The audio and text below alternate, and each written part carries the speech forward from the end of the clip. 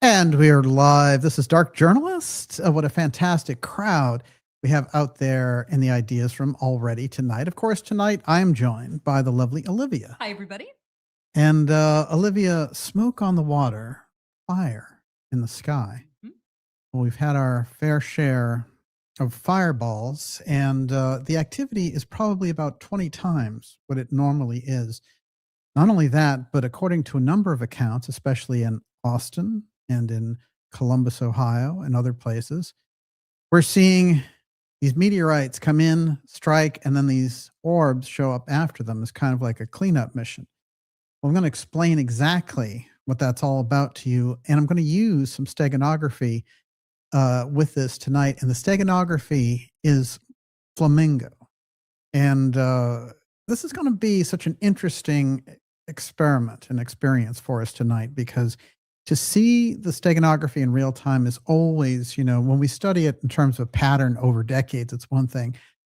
When you see it happening in real time, wow, this is incredible. And I'm going to show you some amazing examples of that tonight in relation to the sky activity and the UFO file and all of the things that are going on in the background to make this summer unbelievably off the charts. And these are things that have been in the works. You laugh lightly, but I'm just about to say World War III. Oh. So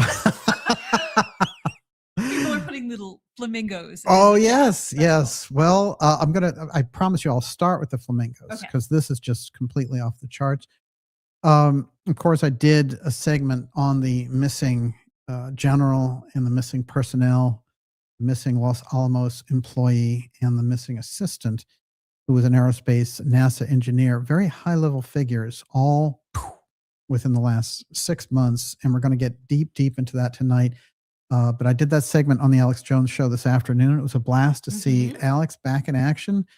Just fantastic. And he was jamming through the news. And we talked this morning, and he was really like, we have to get this thing to happen, and to go over the disappearance of McCasland, which we did. But what we're going to do, we're going to do the huge overview of it tonight. And then next week, in the midweek sometime over there on the Alex Jones show, I'm going to go deeper into this and as a follow-on to all the things that we're doing here tonight. So that's great, because so many things and so many leads are coming in as a result of all that activity. And of course, it's always a blast with Alex and his show. Just fantastic. So, but we got a great response on that today. Unbelievable.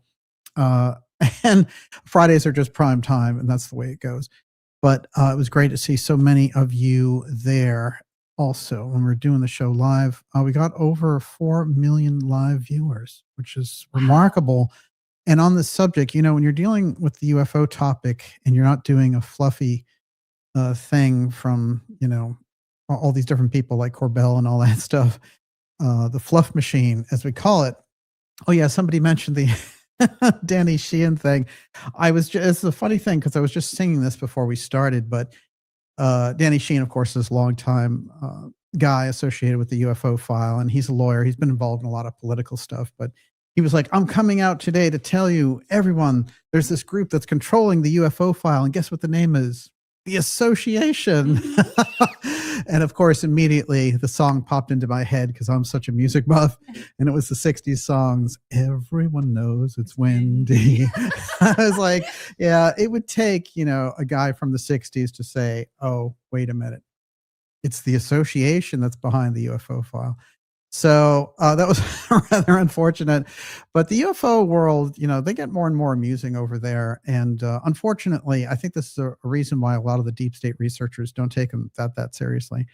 And they shouldn't. But they have one huge advantage over other researchers, and that is that they understand that there is a UFO file. That's crucial. But the stuff is just, completely marketed over the top.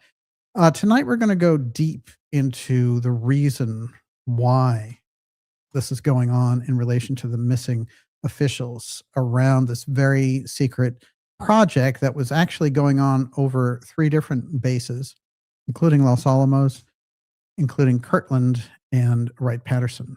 A lot of that also farmed out to private industry. And we're going to watch for the types of groups like Blue Halo and Radiance Technologies picking up the slack of the UAP gravy train as it moves in. Have you noticed lately a lot of Congress people, they only want to talk about UFOs? Well, there's a $ reason for that. And I'm going to get into all that tonight with you in this very special episode at X Series 220. This is the UFO File Missing General Ultra Classified Secret Project revealed. And I'm going to reveal that they basically disappeared the team involved with this. And of course, the project was all based around, or at least the crux of that project was all based around this fantastic memory metal, which was actually now recorded some 80 years ago for the Roswell crash. Initially, that's where we first get to hear about it. It's developed in industry over time and then becomes something very, very powerful. And a lot of that group that is patenting different types of aspects of it in private industry becomes at odds with the X-Protect group. And that's what I feel is going on here.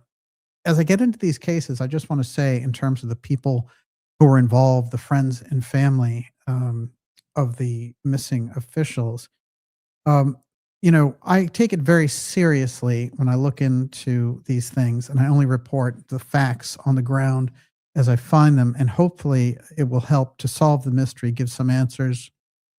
In some cases, it may even actually help find them if they haven't been disappeared for good. So we do it with a great deal of respect and understand the loss that's involved for the people involved. So I'm hoping that some of this research that we bring forward can do some good in relation to all that.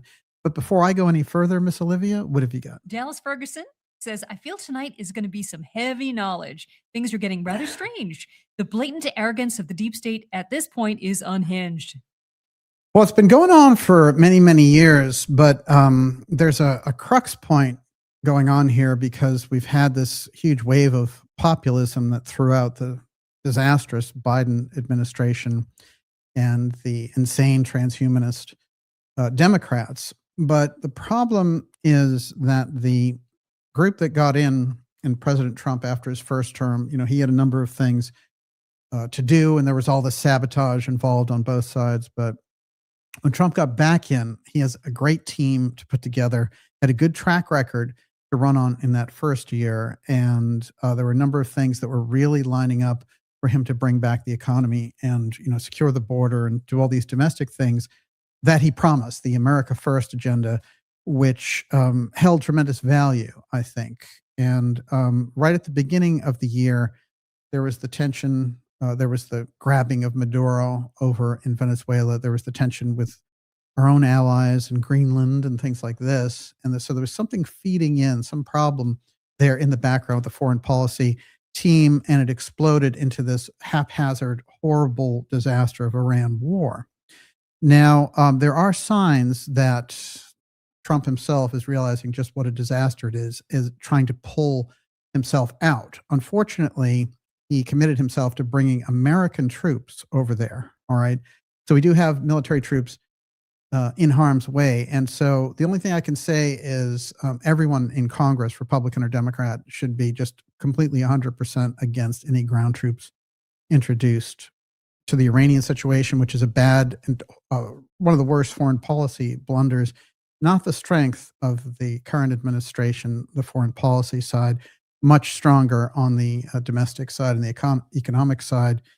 And so, we're going to see and watch how things develop with that. But the troops thing, I think, is very serious because, you don't move troops from one place to another, which costs a tremendous amount of time, money, and resources just for the heck of it. You're planning to deploy them.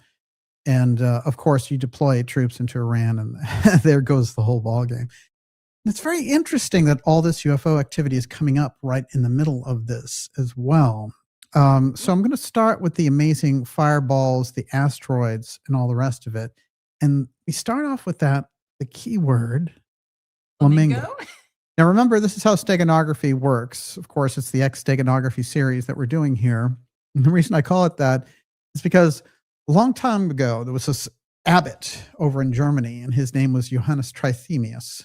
And, this guy has this incredible insight about the spiritual world, basically, and all these visions. But he realizes that his church brethren, might not take kindly to some of his realizations. So he decides, somehow he had learned through his studies of the Greeks, they had this process, which was a page within a page, which he called steganography. And rather than being, like a crypto code to be cracked, it's something that is actually hiding in plain sight. And if you're initiated into the process, it's right out there in the open and they can see what it is. And he did a number of things like that with these books. And then he put out a key to the steganography. And I used all that to blow wide open the secret technology programs the government had, including the Blue program, which we're going to hear about tonight because it comes up. And so this is the fascinating aspect of it. But steganography is not just X-steganography, it's all over the place. And it's one way, it's a way of one group communicating with another group without having to put anything on paper, no communications, no cell phone calls, no emails, nothing. And it's a way for them to see it and know which way the wind is blowing. So tonight, there was something that I tracked, and it's only since March that they've been using this in earnest, that I've found anyway. But the code about all of these things relating to asteroids, space, and even the UFO file is this term Flamingo. And I'm going to show you how this works. We're going to run through this, and then I'm going to go into what the meteorite activity, the fireball activity, relates to, and how Jeff Bezos knew, getting the asteroid city killer technology up and running so we can blast those asteroids out of space. That's where a lot of this is coming from. And also the secret project that the missing scientists were working on. That's General McCasland in this case, and the aerospace engineer, the scientist Monica Reza, who was his assistant. And there's another woman now who was working at Los Alamos who was associated with their projects. And it's now been discovered that she has been missing. She disappeared 4 days after Monica Reza disappeared. So, I mean, this is really a pattern that we're looking at here. Extraordinary. Okay, so the first bit of this is cameras capture rare meteorite sightings across the United States. Scientists attribute rise in sightings to widespread camera technology. How about it's 20 times more fireball activity than usual? Maybe that would give scientists a clue, as it were. And they show that pattern there. It's interesting. That's just Texas, where all those sightings are going on. And, they're saying, well, it's going right across. And yet, a lot of people writing to me from Austin are telling me this is activity that's been going on for a couple of weeks, and that it is really accompanied by these other phenomena that look like craft following the meteorite, which I think is very, very strange. So there were a number of things right around the beginning of the month where they were talking about this massive asteroid in the news and in the media. And the term kept coming up that the size of the meteorite was, or the asteroid, as it were, was 14 flamingos. 14 flamingos. Huh. I've never heard that described as a metric before. 14 flamingos? Is that something you caught in high school or college? Asteroid the size of 14 flamingos to skim past Earth Wednesday. Now, this is March 1st. This spread throughout the media, but that was Jerusalem Post. 14 flamingos. There was a movie that came out, which was a documentary right around there. And the name of this was Flamingos, Life After the Meteorite. What? And it was this allusion to the fact that, these flamingos came out of this meteorite. It's just some kind of fantasy nature thing. But I was like, okay, that's interesting. So asteroid the size of 14 flamingos to skim past Earth.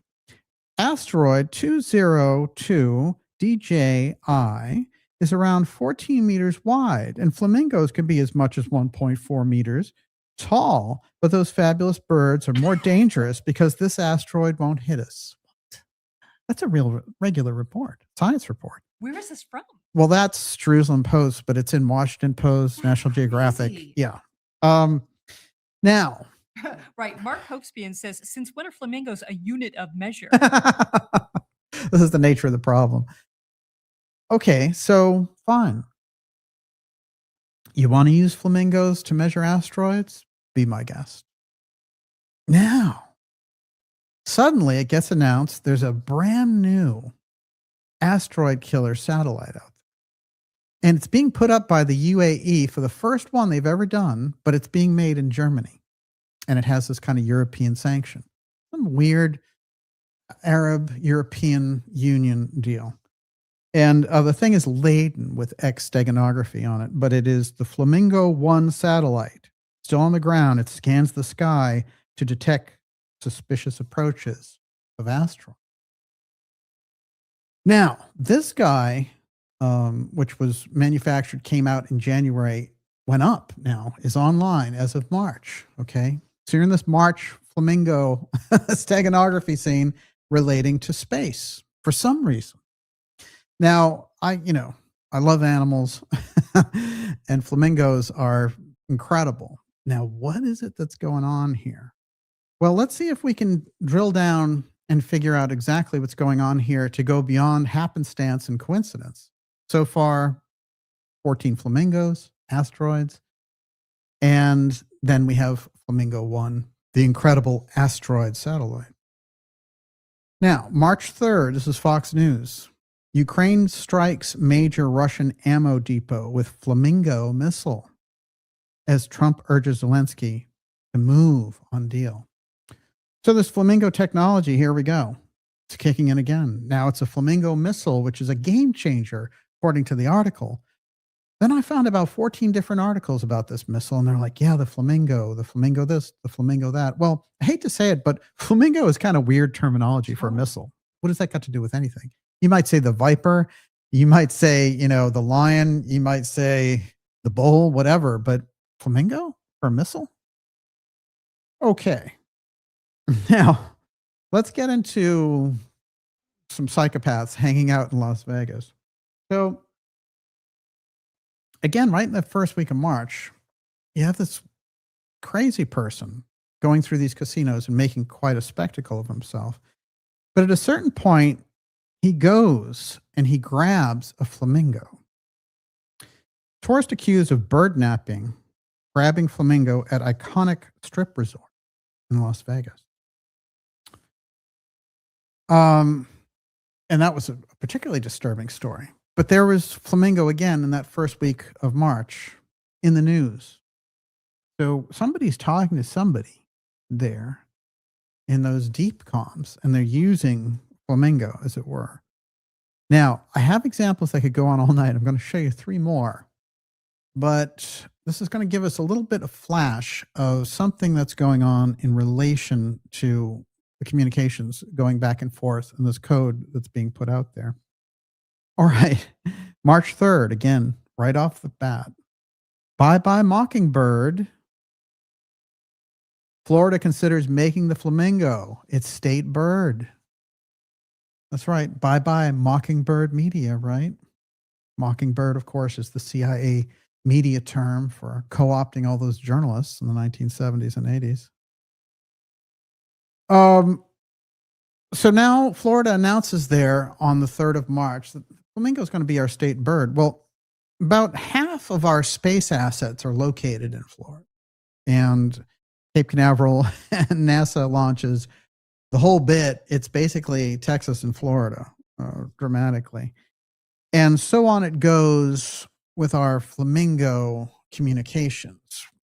I can tell you that there's something very unusual in relation to the sight of the fireballs, the announcement of releasing the UFO files, the disappearance of the team, and how all these things kind of go in some huge washer machine cycle round and round to figure out exactly what it is that's happening on the ground. We're going to get into what it is and who might be calling out the comms, as it were. Everyone, you're watching the Dark Journalist Show. This is X-Series 220, the UFO File, Missing General, Ultra Classified, Secret Project Revealed, and the disappearance, poof, of the team. The general is missing. Let's not forget it. We're going to be taking your questions, I'll remind you, in the second half of the program, and any input or anything you've heard about these fireballs or anything in the sky recently. very interested in Texas in the last 48 hours in particular. And I also, if you're new here, I want to remind you to go to darkjournalist.com and sign up for our newsletter. That's a free newsletter. It keeps us in touch through this massive censorship wave.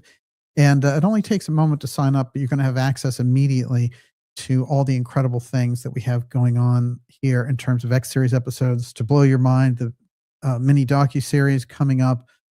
We've been doing the episodes JFK and the UFO File. Of course, there's also Pyramid X and all the incredible discoveries. I'm going to get into a little bit of that Sphinx, the discovery they're doing by using this incredible space radar under the Giza Plateau tonight as well. We're doing a full show on that next week. We almost got that show tonight, but there were just too many things going on, including this other missing official in relation here. But before I go any further, what do you got? Great stuff. Alicia Holborn says the Queen of Hearts used flamingos as croquet mallets in Alice of Wonderland. Oh, yeah. Right? Deep State You're Fired says, this is seriously sideways. It's the Twilight language coming through. Yeah. Mark Hoekspian says, flaming go. And Najat says, the day Trump announced the special gift from Iran, he was wearing a hot pink tie. And I thought that was so unusual. He never wears that tie color. Could that be a connection? Hot pink. It's such a weird color for him. Yeah, I saw that too. And I thought it must be code. What I've noticed about Trump's press appearances lately is they've lent themselves to kind of a goofy quality, which is unusual, where he's just like, oh yeah, like the Iran war's over and all this stuff. No, I mean, we're moving munitions over there. They're bombing the hell out of Israel, and they're bombing the heck out of all of these American bases in the Mideast. And, we've been bombing them, and we've been threatening to bomb their infrastructure. Israel's already bombing their infrastructure. And so there's something weird going on. I don't know, I'm not even sure about the things that they've been telling the president, but it's getting, shall we say, very curious in terms of the speech making, unless that's just kind of a weird positive wave, right? If I just say it's over, it's over. I wanted to kind of get us back to the headspace of what was going on in the beginning of all this, when we were finding out these scientists and these people were missing. Now, remember, we did an episode about space scientists, and it was all about Nuno Loureiro. And then we went into the whole Marconi scientists, and this was after Loureiro's death. He was the MIT scientist who was in charge of the plasma lab over here at MIT, about 10 minutes away. And it's interesting because he was shot in Brookline under mysterious circumstances, and then his assailant, who was supposedly this disgruntled person who knew him 20 years ago, maybe, drove himself up to New Hampshire and shot himself in a storage space. The whole thing had a very, very bizarre ring to it. And it was only through, I kind of got lucky when I was looking into Loureiro, spending some time with the work that he was doing. And the plasma lab, I know over there, can step on toes in various departments because it's getting into very, very deep technologies, as you might expect. But there was a tribute page, and on the tribute page were all these people talking about the work that Loureiro was doing on neutron star mergers.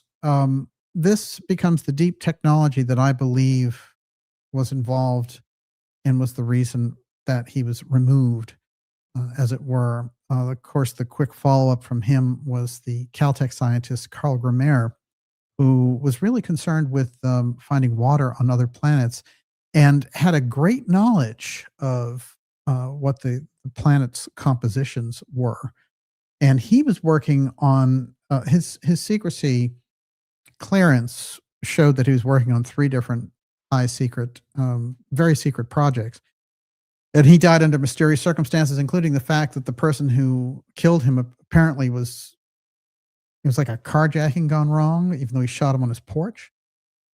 Didn't make any sense. He lived in the middle of nowhere. There was no way this homeless guy with a gun could get out there and knock him off. So this is part of that pattern again. It's interesting because, you have 2 things going on here. You have the people who are grabbed, and then you have the people who are just wiped out. And they're both very bad patterns, and especially relating to this kind of technology. Now, there have been, former FBI officials who've come out and said, yeah, we're concerned this could be related to nuclear technology. Of course, they should be, but the truth is none of these people were particularly expert on the nuclear side. So that wasn't their forte. In fact, McCasland's forte was the UFO file, interestingly enough. And I'll show you that by reading his bio tonight. But I think that the Grillmere assassination and the fact that he was an astrophysicist links with the Lerero killing. And I think that the reason that they do is because of the nature of this neutron star merger, which again would fall under the purview of somebody like Grillmere. And we know for certain, based on his colleagues' comments, that Lerero was working on this. And that is basically, the merger, neutron star mergers is still something we don't understand very, very well. And, but the idea basically is you can recreate that. And those types of, two dead stars meeting up and creating a gigantic black hole, the energy that's generated and all the rest of it. Some of the things that we understand about this is that if you even have a little bit of that, a little speck of that, you can recreate the entire effect, which is an incredible, gigantic leap for any kind of energy source. So you can see just by the nature of this, the level that these people were working on. And again, they're tragedies because the people's, in the case of Lerero, he had a young family. So as I go through these cases, I'm very, very aware of the strain that the people themselves were put under.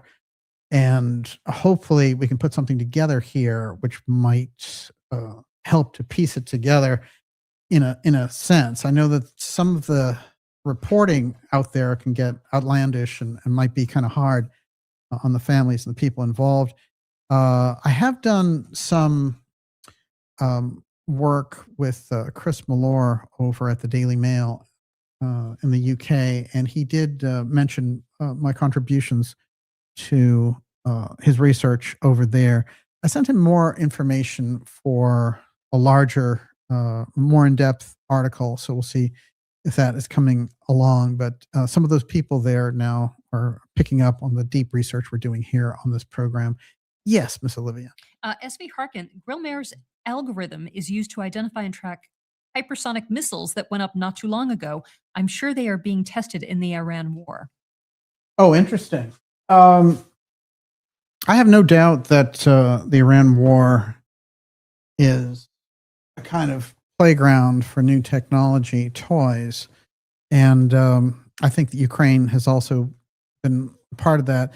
I think all of the activity around Ukraine and the bombing that's taking place in Iran is so dangerous because of the nuclear aspect related to that part of the world, including the fact that Russia is a great partner. As they're at war with Ukraine, they're a great partner to Iran and a backup partner. And we don't want to find ourselves facing off against nuclear powers, for what? What are we going to get by sending in, what do they want to do? 100,000 troops. How many troops would it take to take Iran? You're talking over 90 million people. I mean, it is an insane idea. I can't stress that enough. And the only thing you can hope is that this administration takes themselves out, just march out. Bad idea. We're out. Okay. The asteroid blasting, the city killer asteroid blaster. Jeff Bezos, Blue Origin, NASA reveal missions plans for blasting city-killing asteroids away from Earth. Now, you're seeing all the fireballs everywhere. They're like, well, it's just because everyone has smartphones nowadays. No. We've had smartphones since 2007. I haven't seen these types of fireballs except in the last couple of years. Okay. Now, Bezos reveals bold plan to blast city-killing asteroids away from Earth.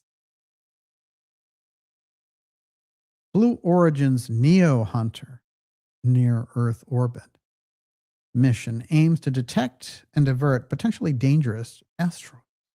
There's our friend. This is his lead project for Blue Origin. Mr. Amazon Whole Foods guy, is now an asteroid blaster. Well, I'll tell you this. Look, his grandfather was in DARPA, and he worked the early version of DARPA, and the grandfather worked on the UFO file. That's that's on record. So this guy, he's got the family background in relation to this, and he is a master blaster on the asteroid front. Whoa, this guy is off the hook. When you're seeing all these, incredible fireballs, and then they're coming out with their new asteroid blaster, it's to create, they know these things are coming in, or they're actually causing them, possibly through asteroid mining. They're causing the meteorites and the flow, or they just know we're going into this and something is bringing in, even from deep space, a lot of the sludge of all of these fragments, as it were.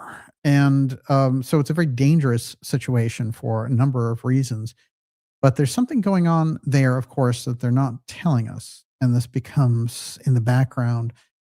We know that there were cases in Russia that were near misses just in the last decade or so, where they thought, oh, this thing is going to come in. And, when they come in, they'll come in with the force of 100 Hiroshimas. So that thing better burn up.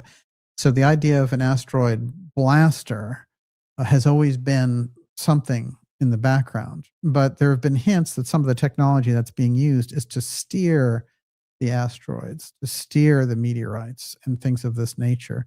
So this is the next level of weapons manipulation. Of course, Trump was talking today and he said, we have such weapons that only a few of us know, and, you'd be amazed at what they can do.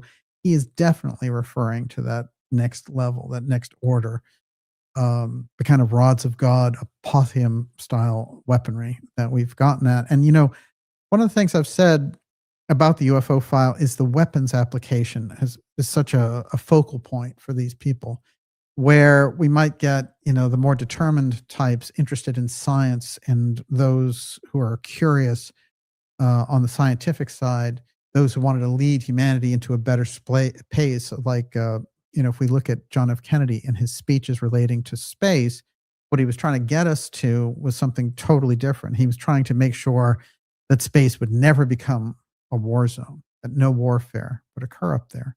And so it would be weapons free. Well, we've taken that vision, unfortunately, and, it's gone over the cliff. And John Kennedy was right, though, because his vision was that this is a gigantic ocean of exploration, and we can do it together with our scientific partners out there. That's why the echo always of Kennedy in the background. And, some things came out about John Kennedy today, some a long left off the record sort of memoir by his secretary. And it's interesting. I've had unpublished versions of her notes for her novel. For her biography. And it's very interesting because this 11-page piece has been available from the Kennedy Library since last year, but it's only now that the newspapers are picking up on it. And it's basically a cataloging of all the different interests that she felt were involved in his assassination. And it's quite interesting because, of course, Lyndon Johnson is in that mix, as is the CIA. So I'll get into that because I have the article with us. I want to read what a neutron star merger is, so we get some hint of how it's involved with this program. Then we're going to move into the Roswell memory medal and the nature of the project that all three of these people who've disappeared were working on. How does that sound? Mm-hmm. Everyone, you're watching the Dark Journalist Show. It's X-Series 220. Gonna go deep tonight. UFO File, the missing general, ultra classified secret project revealed. We're going to be taking your questions in the second part here in about a half hour. Okay. A neutron star merger is the stellar collision of neutron stars. When two neutron stars fall into mutual orbit, they gradually spiral inward due to the loss of energy emitted as gravitational radiation. Now, when they finally meet, their merger leads to the formation of either a more massive neutron star, or if the mass is the remnant exceeds the Tolman limit, a black hole. The merger can create a magnetic field that is trillions of times stronger than that of the Earth. Trillions of times. Or in a matter of 1 or 2 milliseconds. So this thing, the possibilities are enormous. The immediate event creates a short gamma ray burst, visible over hundreds of millions or even billions of light years. The merger of neutron stars momentarily creates an environment of such extreme neutron flux that the R process can occur. More kind of deep astronomical science there.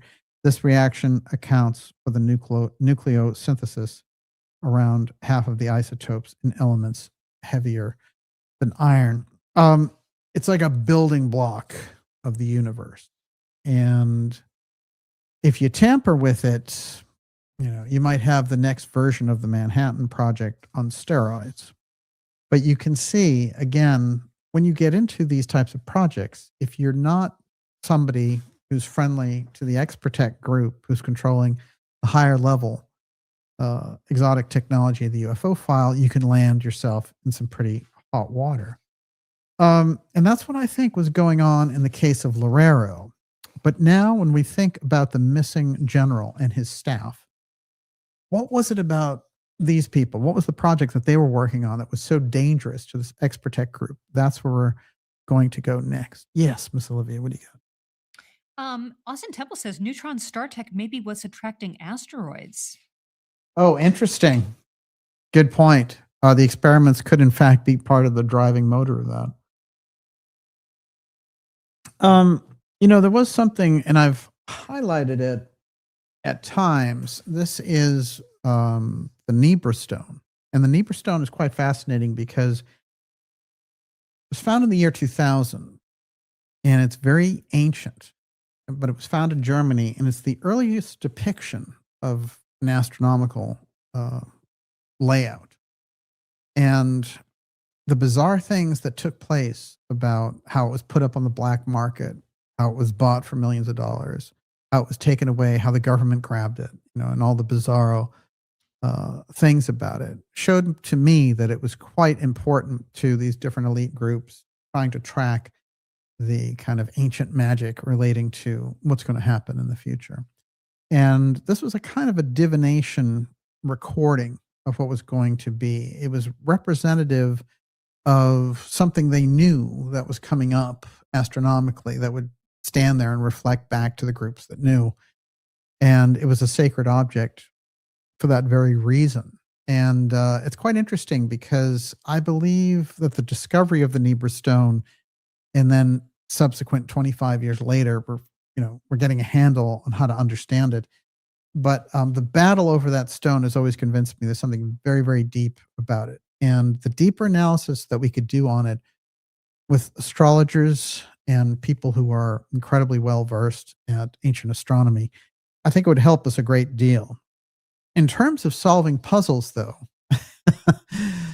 we've got a puzzle deep, deep in the missing persons piece, which relates directly to the advanced technology discovered at Roswell during the Roswell crash in New Mexico some 70 years ago. And actually, it's 78 years. And this is the 79th anniversary in July. So just absolutely remarkable. Now, you've seen all these different things about the hieroglyphs and everything that were found. This is so crucial and so important. And of course, Jesse Marcel's description of this initial encounter with the memory metal that was strewn all across this farm for a mile. This is a massive crash. He said it did all these incredible things, including levitated. You couldn't destroy it and all the rest of it. And regardless of what you did to it, it would go right back to its normal shape. So this was the memory metal. This is the piece here that became such a major focus in this program that McCasland was running. I'm going to show how that program basically became the wedge that drove this group, the technology group and the technology project that was involved. These are the symbols that Marcel remembered. That's his actual drawing of the symbols that were on these I-beams that were thrown in among all of this memory metal. Of course, later they would make him cop to a cover story, and he was under military instructions. And if you knew the level that Jesse Marcel was under, his group that he was the top intelligence officer for, and he was in charge of security also at that base, they were the only base authorized to drop the atomic bomb in that period. So the 509th, a very important and interesting lineage as we get along with it. Marcel, of course, he kept the story to himself for many, many years until our friend Stanton Friedman found him in 1979 and asked him to tell him the whole thing. And he didn't hold back, but apparently some of the things he did leave off the record, for example, bodies. And he said, they're not ready. They're just not ready. But they were ready for the rest of it. Now, here's something that will pique your interest. As we're in the middle of fireball season, as the Trump administration is talking about an executive order to release all these UFO files from the NRO, the NGA, the CIA, through the DOD, Department of War. Yeah, Department of War. DOW, that doesn't make any sense. There's a public interest declassification board assembled in the government to look at all these records and declassify them and all the rest of it. For some reason, these people in the middle of all this put out this tweet, and it was the Public Interest Declassification Board visited archives in College Park today. We met with members of the National Declassification Center and digitization teams who are doing an incredible job. We also visited the classified archives. But right next to it, who are they showing there? Who does that look like, Miss Olivia? It's our friend, Jesse Marcel, yeah. with the crash balloon, phony weather balloon thing, which was there in place of the memory metal. For some reason, this, Public Interest Declassification Board, they're going into the Roswell piece. So you're getting hints here that announcement that's been coming up that we've been warning you about, the Disclosure Day movie from Spielberg, the S4 movie that's coming out about Bob Lazar's life, and all of the nonsense that, the Top Gun Maverick version of the UFO file. All the people who are consulting these people are all the counterintelligence agents that we've been outing along the way as they've tried to infiltrate themselves into the whole independent media.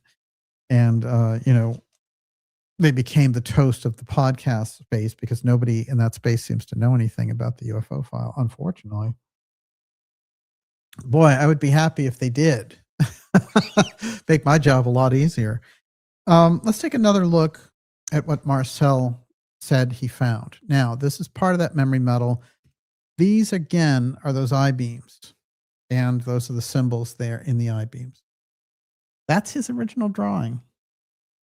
And he said they glowed this kind of purplish pink. His son would make this from his own recollections of being an 11-year-old kid, and his dad brings home all this debris from this crash site and, of course, has to take it all back. Those hieroglyphs will go on to show up in so many different UFO cases, including cases that aren't really heavily covered, that I've looked into, where we're looking at these hieroglyphs, and what we're finding out is there's a fingerprint there of some group, whether it's an off-world group or a group that's here with us. And this is the language that they communicate with. Somehow it's built right into the technology. I'm going to read a few things tonight that might give us a hint about why those symbols are there, embedded. But nonetheless, Marcel, being the intelligence officer that he was, goes out to the ranch after hearing about this crash. And Mac Brazel, of course, is the rancher. Now, we did 3 episodes last year in the summer called Roswell Reignited that has the whole thing laid out, including the bizarre anomaly of who owned the Foster Ranch and how those people were even connected all the way through the JFK assassination and other things. And how, as part of a Christian group, they had a number of children's homes and things like that in Texas. And there were alien abductions reported in a number of those things, as if the phenomena had followed them from Roswell all the way to Texas. Very strange indeed. And, a lot of people were asking me, did you think the Christian children's group was up to no good? I didn't find any evidence of that. The evidence that I found was that there were alien abductions, which didn't make any sense, because how would that show up as a factor in these Christian church groups that were basically Christian orphanages? Well, the fact that their twin brothers owned the Foster Ranch, and their name was Foster, and that the Roswell crash itself had taken place on their ranch, I think gave us some real hint of what was going on. Of course, that is the famous Scotland UFO photo, which was originally released in 1990, given to the Ministry of Defense over in the UK, and then they suppressed it until 2023. Okay. So we've only had it for a couple of years. These things starting to come to the surface, but they need to come to the surface in the right way, because if we get this phony counterintelligence deal layered over the actual UFO file, you have to keep in mind when you deal with these subjects that it's bifurcated very clearly.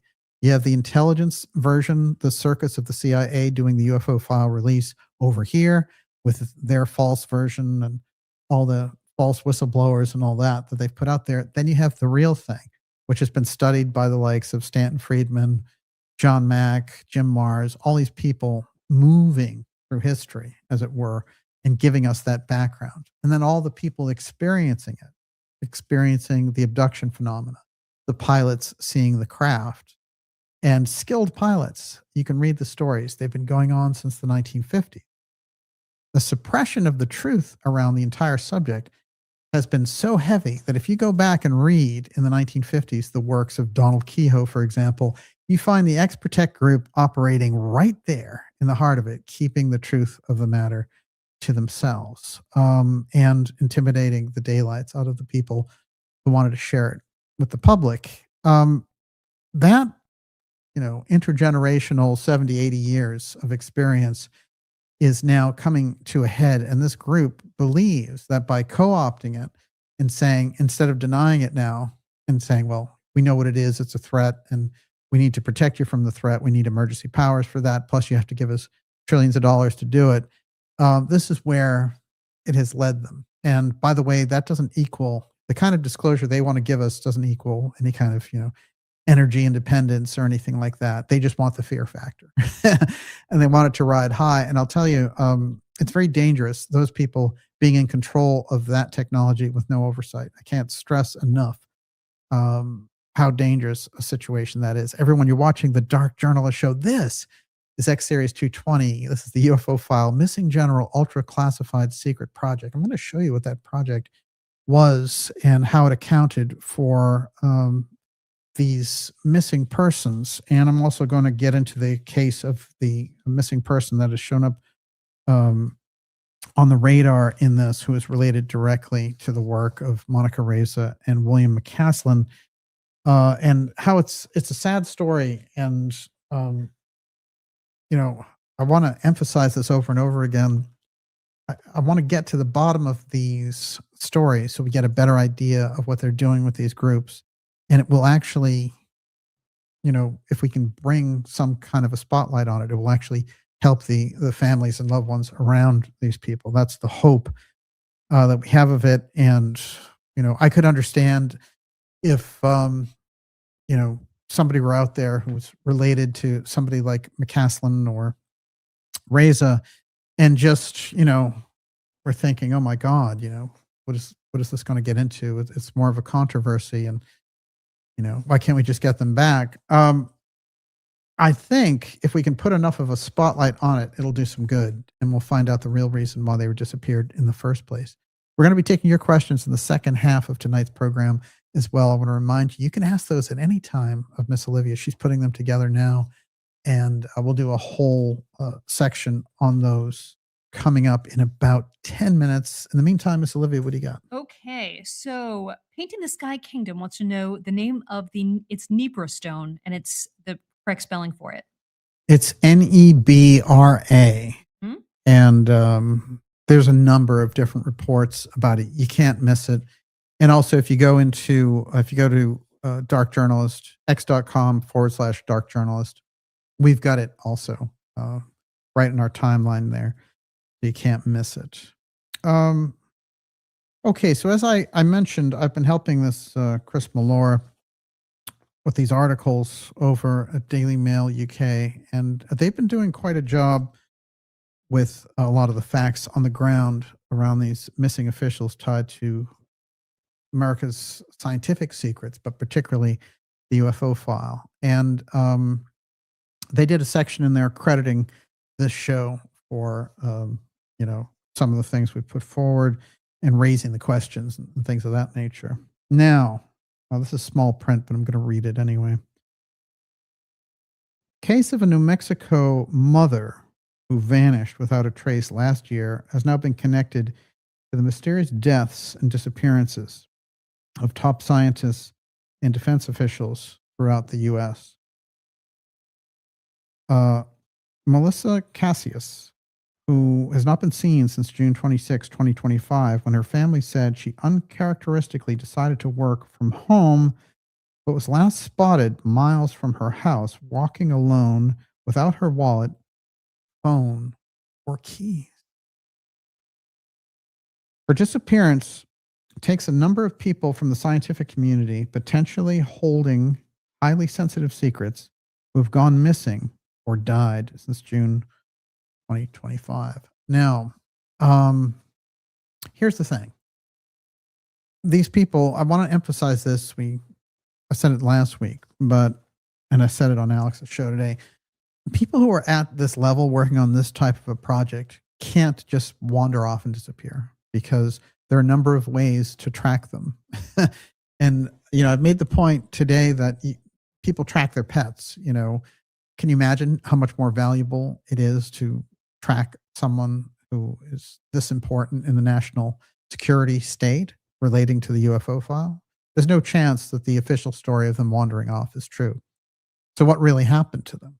I'm going to read a little more about the background of her case, and then we're going to come back to Monica Reza hiking up that hill and then disappearing at a glance when her friends turned back and she was only 20 feet away. And that is a very, very professional hit, as it were, to disappear our friend. Of these 6 people who've disappeared, and I've been tracking now, this whole group, but 5 appear to be connected to nuclear activity. She went missing just 4 days after respected NASA scientist Monica Reza mysteriously disappeared. Now, while hiking with friends in California, both women had worked at facilities with ties to retired Air Force General William Neal McCasland, who also vanished near a hiking trail in Albuquerque, New Mexico, February 27th. Okay, so the whole year has started off strangely, because we did the whole thing about missing space scientists the first couple of weeks of January. So this, McCasland coming in and disappearing on the 27th, and then it's right after Trump gives this notice that we're going to release these various things related to the UFO file.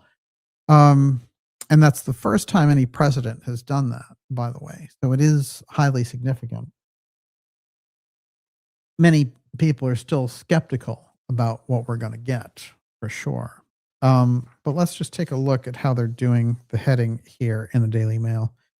This is Melissa, and she now has been missing since last June. Now, here's the unusual thing, which is she goes into work and she has her badge on and someone sees her because she's in a secure location there working at Los Alamos. And she's more on the administrative side, but she coordinated with McCasland and with Reza. Now, that guy sees her with her badge on. And then she goes to tell a family member, well, I'm going back home because I left my badge at home, which she hadn't. She was wearing it, according to the people who saw her at the base. So she needed an excuse to go home. What they found there were 2 phones of hers, and they were both wiped clean, set back to factory reset, suggesting either she or somebody else wanted to eliminate everything that was associated with that phone. And also, when she left, she's leaving without anything again. So let's get a little more details. While her husband and daughter have previously suspected that she may have left over personal and financial struggles, former FBI Assistant Director Chris Swecker told the Daily Mail he's concerned her disappearance is part of a much larger pattern. Now, the thing is, with her disappearance, she's seen, there's actually a picture of the last time she's seen walking along the road. So there she is. She disappears under these mysterious circumstances. The phone is completely wiped. She has this unusual half step about, oh, I have to go home, even though she doesn't. And then there is some talk about witnesses seeing her talking to someone on the window side through a car. That's the last time she's actually seen. Now, they did all the traditional searching for her there, but like the Monica Reza case, she's disappeared without a trace. Now, a little more about this. Swecker, the former FBI official, explained that Cassius' work at LANL, which is Los Alamos National Laboratory, may have had been a target for abduction, since an administrative assistant often has access to some of the same sensitive files that the supervisors do. True. It's a classified lab, and just a high clearance tab would basically, you'd be in the know of what's going on. Now, what I look at these 3 missing scientists at critical technology areas, when I come to it, it's been investigated fully by the FBI. And this guy's been with the FBI for 25 years, but he's the spokesman for this. And the only thing he can say is, oh, it's a nuclear thing. He can't go into the UFO file aspect at all. He's been warned off that completely. Cassius and her husband both worked at the lab at the time of her disappearance 8 months ago. They can't have these examined in isolation and compartmentalize them as individual missing persons cases. According to Mark, a superintendent at the lab, Melissa Cassius, had the security badge needed to enter the lab when she dropped him off at work that morning. According to Mark, however, their daughter, Sierra, told investigators that Cassius visited the teen's place of work to drop off a sandwich, then claimed she was returning home after forgetting her badge. So she's telling the story somehow to throw her own family off of this so they're not curious. So she may already be aware that something is going on in the background to grab her. The day went from strange to alarming when Cassius's supervisor at the nuclear research lab told Mark she had never reported to work and had worked from home that day, which was very unusual for her, apparently. And on the story goes. One last quote on here is, when Cassius' family returned home, they found not only her work and personal phones had been left behind and wiped clean after someone performed a factory reset on them. This is the crucial aspect. And of course, there's way to grab the data even after the fact, but something was taking place here where she had to go back, and she may have been under a kind of a hostage threat type situation. Somebody was controlling her activities. There's another aspect that's never mentioned in these cases with McCasland or Reza or anybody, which is, and especially with McCasland leaving his glasses and his wearables and phone behind.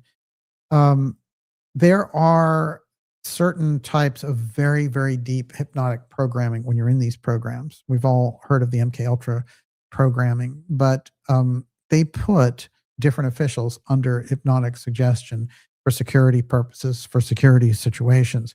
So we need to keep that in mind. We're talking about this and people aren't acting normal and they're showing up and saying, I missed my badge, and leaving their wiped phones at home or leaving their glasses behind. It could be because they're under very strong external hypnotic suggestion. And you will find that in national security programs. There's no question about it.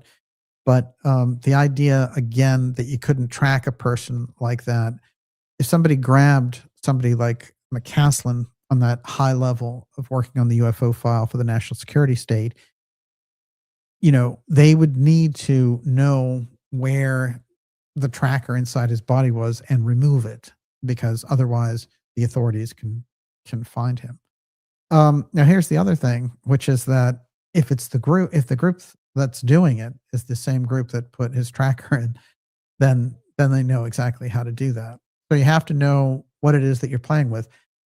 When you get around the project of the memory metal and Reza, and the fact that Monica Reza, the NASA aerospace engineer who was working with McCasland, that she patented her own version of the so-called Mundaloid.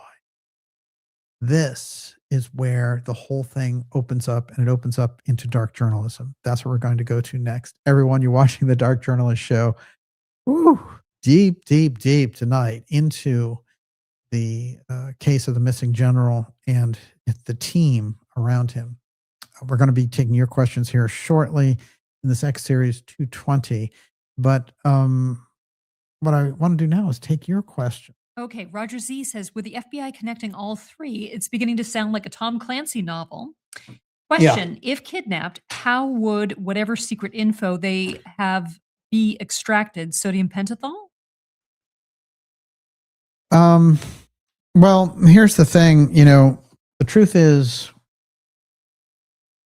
it gets gloomy to speculate about how this is going to work. But what I can say is, after somebody's been missing for that amount of time, the odds simply are that they've been eliminated after somebody has gotten the type of information on a black project that they were looking for. But it looks to me that the project itself was the thing at issue and not leaving any loose ends.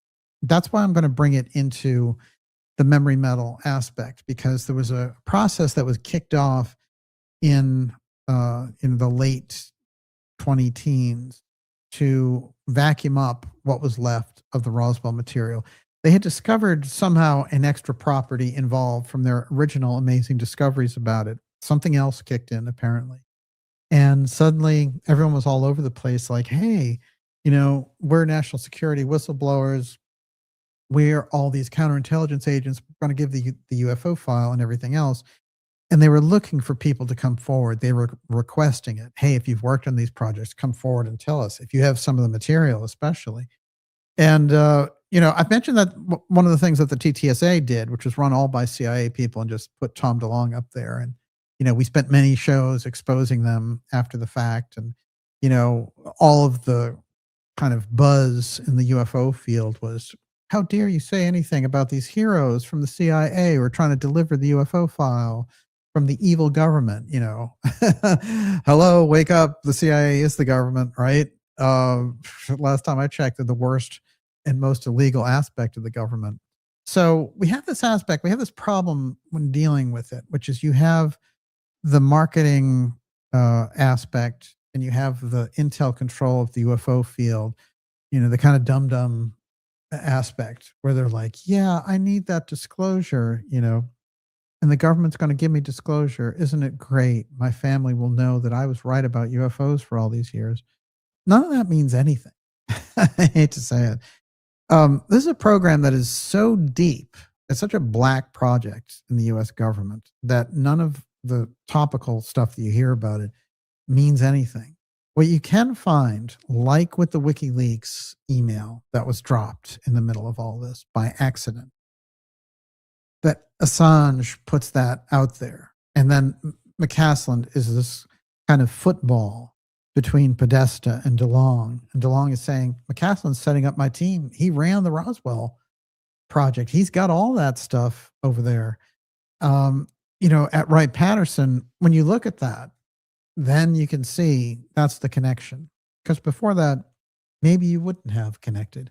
McCasland with it. But then once you connected him with it through the secret emails, then things open up. You can see that's why he withdrew publicly from our friends over there at TTSA, and rightfully so.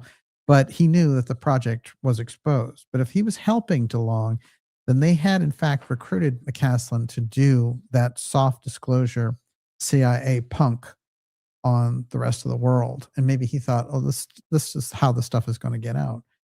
But now both of them are gone. So this is where somewhere the program went wrong over the course of that decade. And the climax of all that is February 27th, when McCasland disappeared. Yes, Miss Olivia. Such good comments. SB Harkin says, I think that's one big reason they had to grab her. She was in charge of manufacturing the Mondaloy, which is a 3D printing process. Kelzilla says, looks like corporate war with all that money slushing around for energy/AI defense. Why not kidnap experts? Also, David Tormina says, DJ, if we are to interpret the missing scientists as a reaction from X-Protect, the war in Iran could be a counteraction that forces the demand for new energy sources to be employed. For example, when Nixon funded the Nitinol engine project, there was an energy crisis just like the one we have now. Well, Nitinol is very interesting because that goes back to this Battelle, disappearing the files after integrating the Roswell memory metal into that and saying, oh no, it's just nitinol. Don't worry. Don't look over here. And then disappearing all the files associated with it. In the meanwhile, we get all these incredible things, including surgical advances, electrical advances, and all the rest from it. But no, I think the motivations for the Iran situation seem to me to be very faulty intel that was given to the Trump administration that somehow Iran was ready to fold, even though it had 95 million people. And that if you just bomb them enough, what was it that Hegseth said? That, oh yeah, our diplomacy is bombing them. It's the most asinine thing a defense secretary has ever said. So, no, I think it's interesting. What Nixon was trying to do was a little bit different. There was the whole Arab oil crisis. And what he had decided to do, since he had been in charge of CIA Blue Book before he became president, and that's the real Blue Book, right? Not the one that we got in the public. He decided to do the development at Pine Gap. And they had, got things to a point at Pine Gap where they were using the re-engineered UFO file for a different energy source.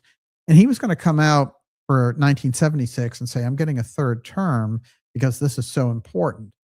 And, I have the answer to the whole thing. So this is, we've discovered this through my work, talking to whistleblower, the late Robert Merritt and others, and just from my own research around this. And remember that Nixon and Trump were close and that we put that on the record all the way back in 2018. And at the time, everyone was like, no, there's just one letter, there's nothing. And so we built the case in a series of episodes. And then finally, the Nixon Library is like, yeah, here's the correspondence, 350 letters. How close is that? So, you have to understand how these things work in the background.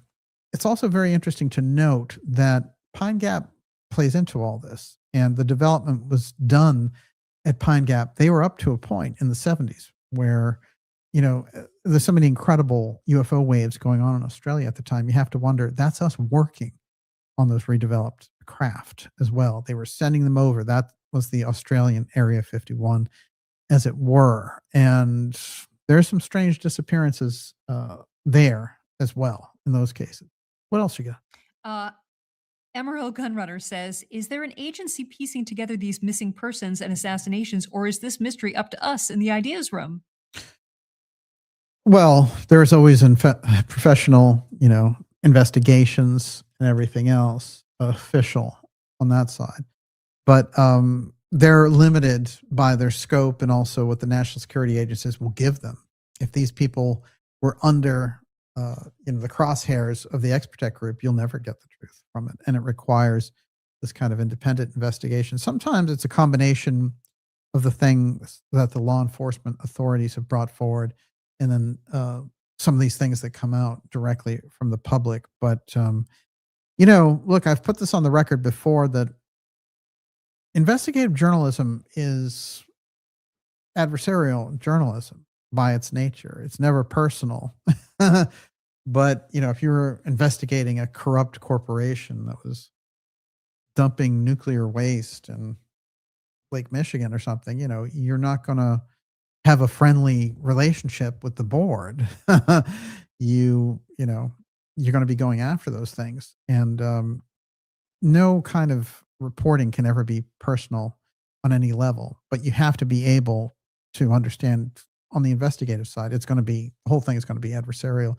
And it's funny, when I've taken on characters in the field, the UFO field, who are feeding the public misinformation, like Lou Elizondo and others, a lot of people would say, how could you do that? He's so great trying to bring forward UFO disclosure. Well, now here we are in 2026, and a lot more people understand, no, he was just a CIA, DIA guy who was coming out to do his version for them, and they could have done it with somebody else. It wasn't just him, but, it was very important to put that aspect forward. And I don't know how to say this without being arrogant, but we've been proven right again and again and again and again. And it's only because I apply the principles of dark journalism when I deal with these things.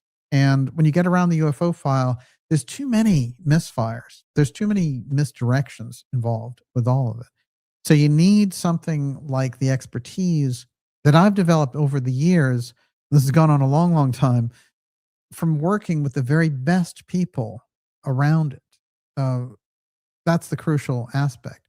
So, a lot of the people who take up most of the oxygen around it are some of the worst people. And that happens in the podcast sphere and other places too. That's the nature of the environment. And they're usually the most well-funded, which is why they take up most of the oxygen. And by the way, their talent level is not very high either. That's for sure. And I'm trying to be nice. Okay. All right. Let us now turn ourselves to the actual memory metal. We're going to need the help of the people who first encountered this incredible property, which now is such a football in the national security state.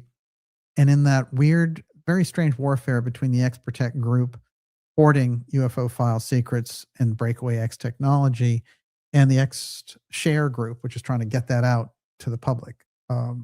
Those things are real, and over again, we see them playing out in public. And there's a lot more oomph behind the X-Protect side, but make no mistake that the X-Share side still has a lot of power as well. All right, so I showed you what it looked like. And I suppose just to kind of get us in the spirit of the whole thing, I'm going to read the WikiLeaks email that DeLong wrote to Podesta. It's brief, but again, it's crucial. This is January 25th, 2016. The subject matter is General McCasland, and it's DeLong writing to Podesta, who's managing Hillary Clinton's campaign and is the famous John Podesta of the Clinton, the ultimate Clinton acolyte. He's mentioned he's a skeptic. He's not. I've been working with him for 4 months. Again, it's DeLong and Podesta. I just got done giving him a 4-hour presentation on the entire project a few weeks ago. The false UFO, lukewarm disclosure effort the CIA was running. Trust me, the advice has already been happening on how to do all this. He just has to say that all of it out loud. He is very, very aware, as he was in charge of all the stuff. When Roswell crashed, they shipped it to the laboratory at Wright-Patterson Air Force Base. General McCasland was in charge of that exact laboratory up until a couple of years ago. He not only knows what I'm trying to achieve, he's helped assemble my advisory team. He's a very important man. That's the WikiLeaks hack. That's the leaked email that we got. It was supposed to be just associated with the campaign. We got in the middle of it a UFO bonus, shall we say, the UFO file blooming before our eyes. What does it tell us specifically? It tells us this, that DeLong, when he was going after these things, he thought, I'll work with McCasland, and the CIA probably pointed him toward McCasland because McCasland had all the background in the redevelopment of the Roswell craft. They put those two guys together, and then they're putting together this op where DeLong is going to go out and say, this is TTSA and we have disclosure and, here's all this wonderful technology. And they were going to sift through the technology that the X-Protect group could give out and put out there. And they were going to create this whole thing. They were already hinting at what it was going to be. It was going to be all about demons were out there and that the CIA has been fighting demons. And that's where all the disappearing money went to. And it was really elaborate. And it's very interesting because I'll note that J.D. Vance today on an absurd, line of questioning in this podcast starts going off about how UFOs are demons. Now, look, he's the vice president of the United States. And he's like, oh, yeah, I'm going to get to that UFO file. And, I'm convinced they're demons. Well, you realize how ridiculous that is for a vice president to say? It doesn't matter what your personal belief is related to this or that or whatever. But to take a phenomena like the UFO file, which has all kinds of applications, including, technological applications, science applications, space applications, history, whatever it happens to be, and to just throw it into this basket to sell it to, a heavy, what he naively perceives as a heavy Christian crowd that's only going to accept the UFO thing if it's, quote, demons, is the height of hypocrisy. And I think just absurdity when it comes to, this is the problem I have with Vance over and over again. Constantly shows this immaturity. It's almost like there's nothing in there. It's like an empty suit. Well, he's Peter Thiel's puppet. True. So there's that. Oh boy, did you just say the magic word? I put aside something about Thiel and demons, but while I'm finding it, why don't you tell me the rest of what you got there? I got a lot of stuff on flamingos. So go ahead, go for it. Rat Boy Genius. Flamingos are the national bird of the Bahamas. Hot zone birds. Oh, true. Deep State, you're fired. Says flamingos, Florida, Bimini, Two Eye Stone, Advanced Tech Today. Are these all related? Oh. Mr. Pickle Squire says flamingo symbol, Upanishads. Quote, thus that great pink bird, the flamingo, initiates him into the light and is to be seen as one of the symbols of the soul migrating from darkness to light. And finally, interesting. Debbie McAdoo. Flamingo is a project of the Virgo Consortium for Cosmological Supercomputer Simulation. The acronym stands for Full Hydroscale Structure Simulation with All-Sky Mapping for the Interpretation of Next Generation Observation. Interesting. Follow-up research. Well, it's really good, actually. I think the peacock thing that goes on in the background is very fascinating also. So you have flamingos over here, you have peacocks in the religions in the Middle East, something very, very interesting and very, very old about it. But to use it, the flamingos for the steganography, I think is fascinating. Okay, so we're talking about Vance, yes. And you said Thiel, well, doing Thiel's bidding. Unexplained mysteries in UFOs. Palantir billionaire Peter Thiel says, if there is an advanced civilization with faster than light travel, then they must be demons or angels. There he is, our friend. There's nothing like, Thiel's view on philosophy. Of course, he's planted so many different ops in the UFO field itself, and I've called them out on a number of occasions. Some of them I'm going to link now, not in this episode, but coming up, I'm going to link some of Peter Thiel's people with a larger financial crypto world, and it's not going to be a pretty picture. And how that whole piece that's been coming together is they're trying to merge and bring over this version of the UFO file and adopt it into a religious sense, because what they've done in their research is figured out, Christians aren't going to accept this. So Thiel is inviting all these Christians in, and he's doing all these events on the Antichrist over by the Vatican, trying to get as much data control as he can get to. One of the things that he's been doing, and I mentioned, is that he's had, he's flown people out like Diana Pasulka and others. And, Pasulka is a weird one to go after for this, because she was somebody who she expressed an interest in not being manipulated by the disinformation people. So they really kind of targeted her because she dealt with, the whole kind of comparative religion aspect in relation to the UFO file.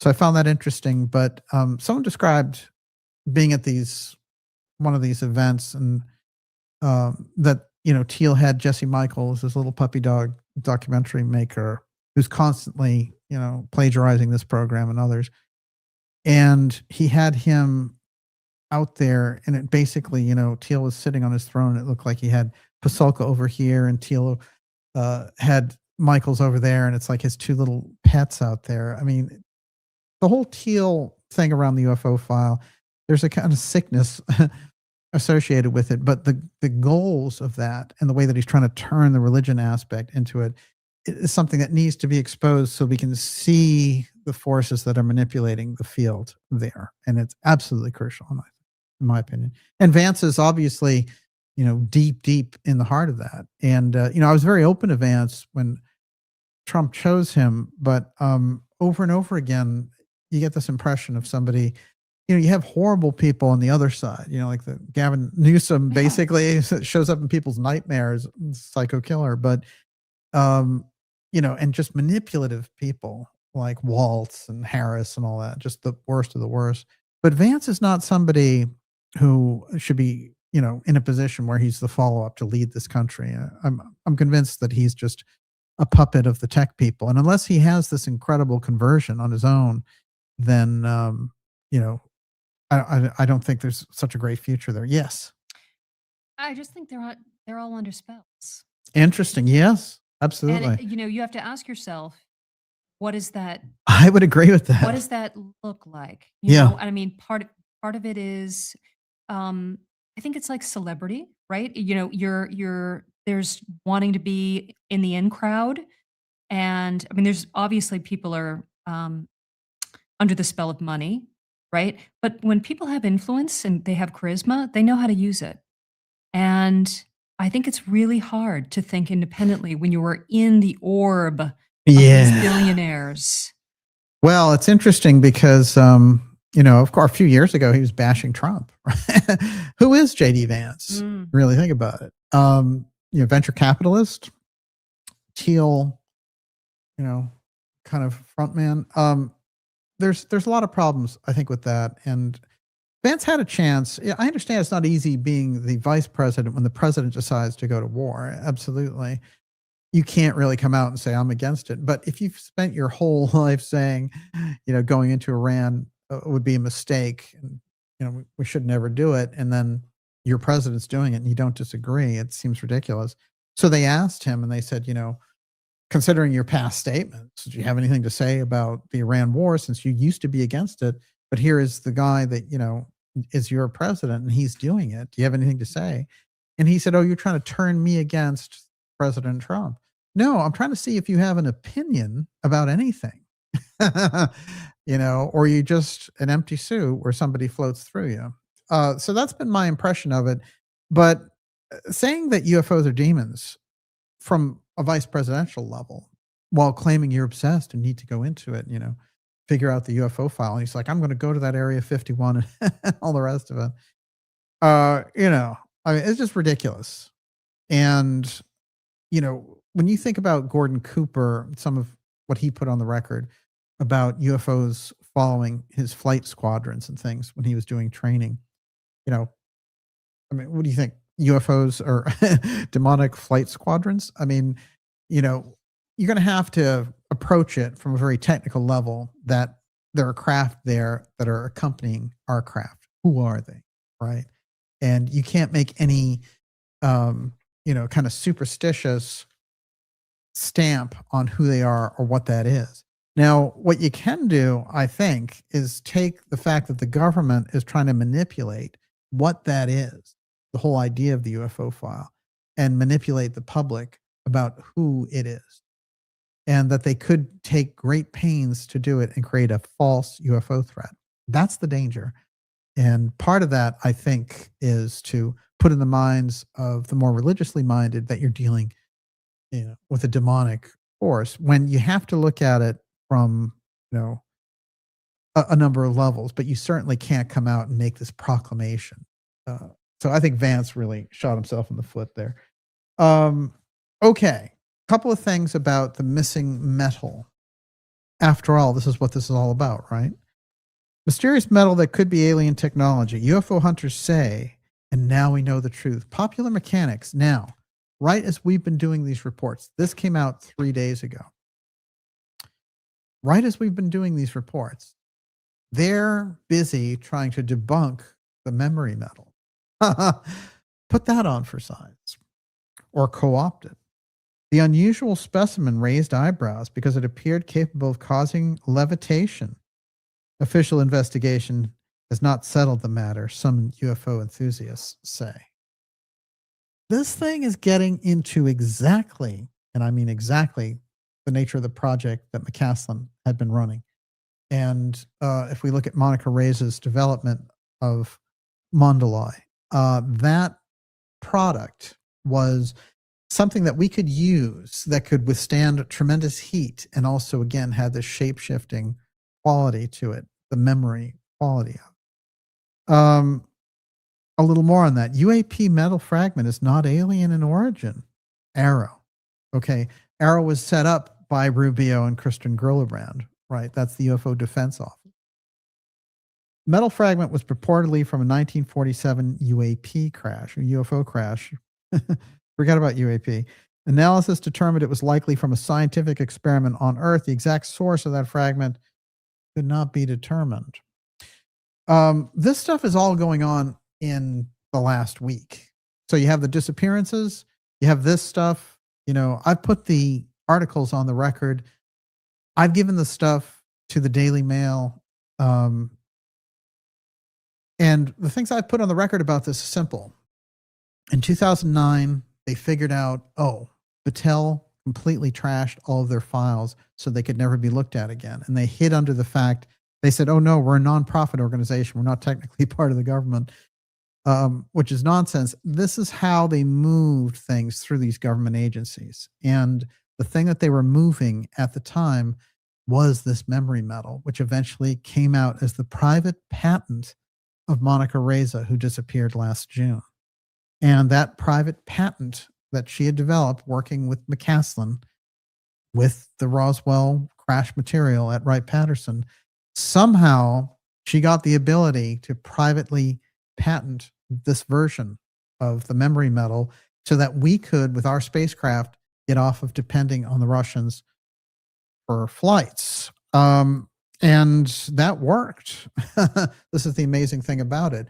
And yet it could not be identified as coming from that crash. So this is what's been going on in the background. Somehow it was going to come out.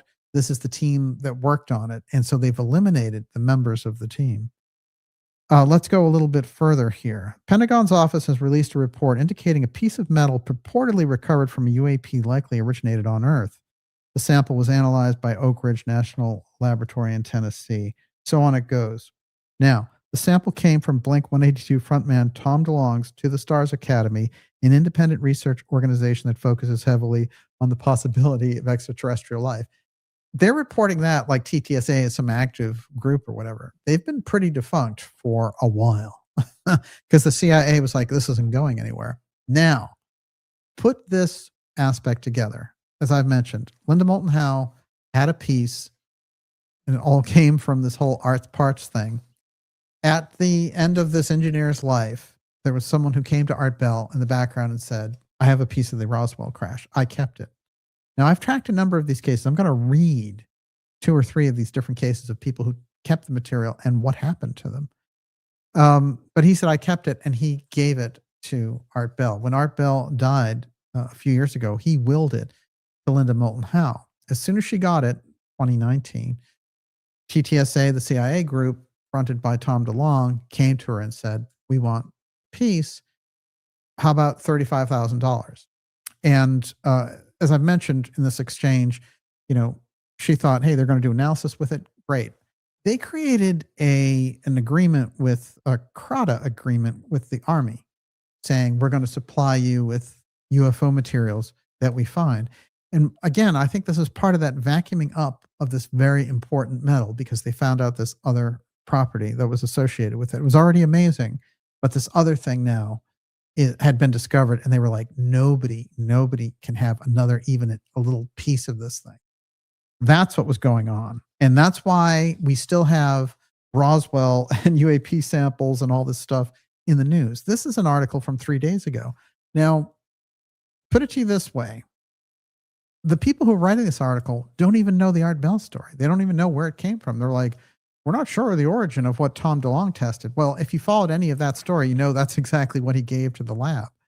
So I think we can get a real handle on this by understanding things from the UFO file side and bringing it into, you know, the uninformed media side about the thing that's going on in the public here with, you know, respected publications like Popular Mechanics, who also said, hey, everything we heard about 9/11 was absolutely right.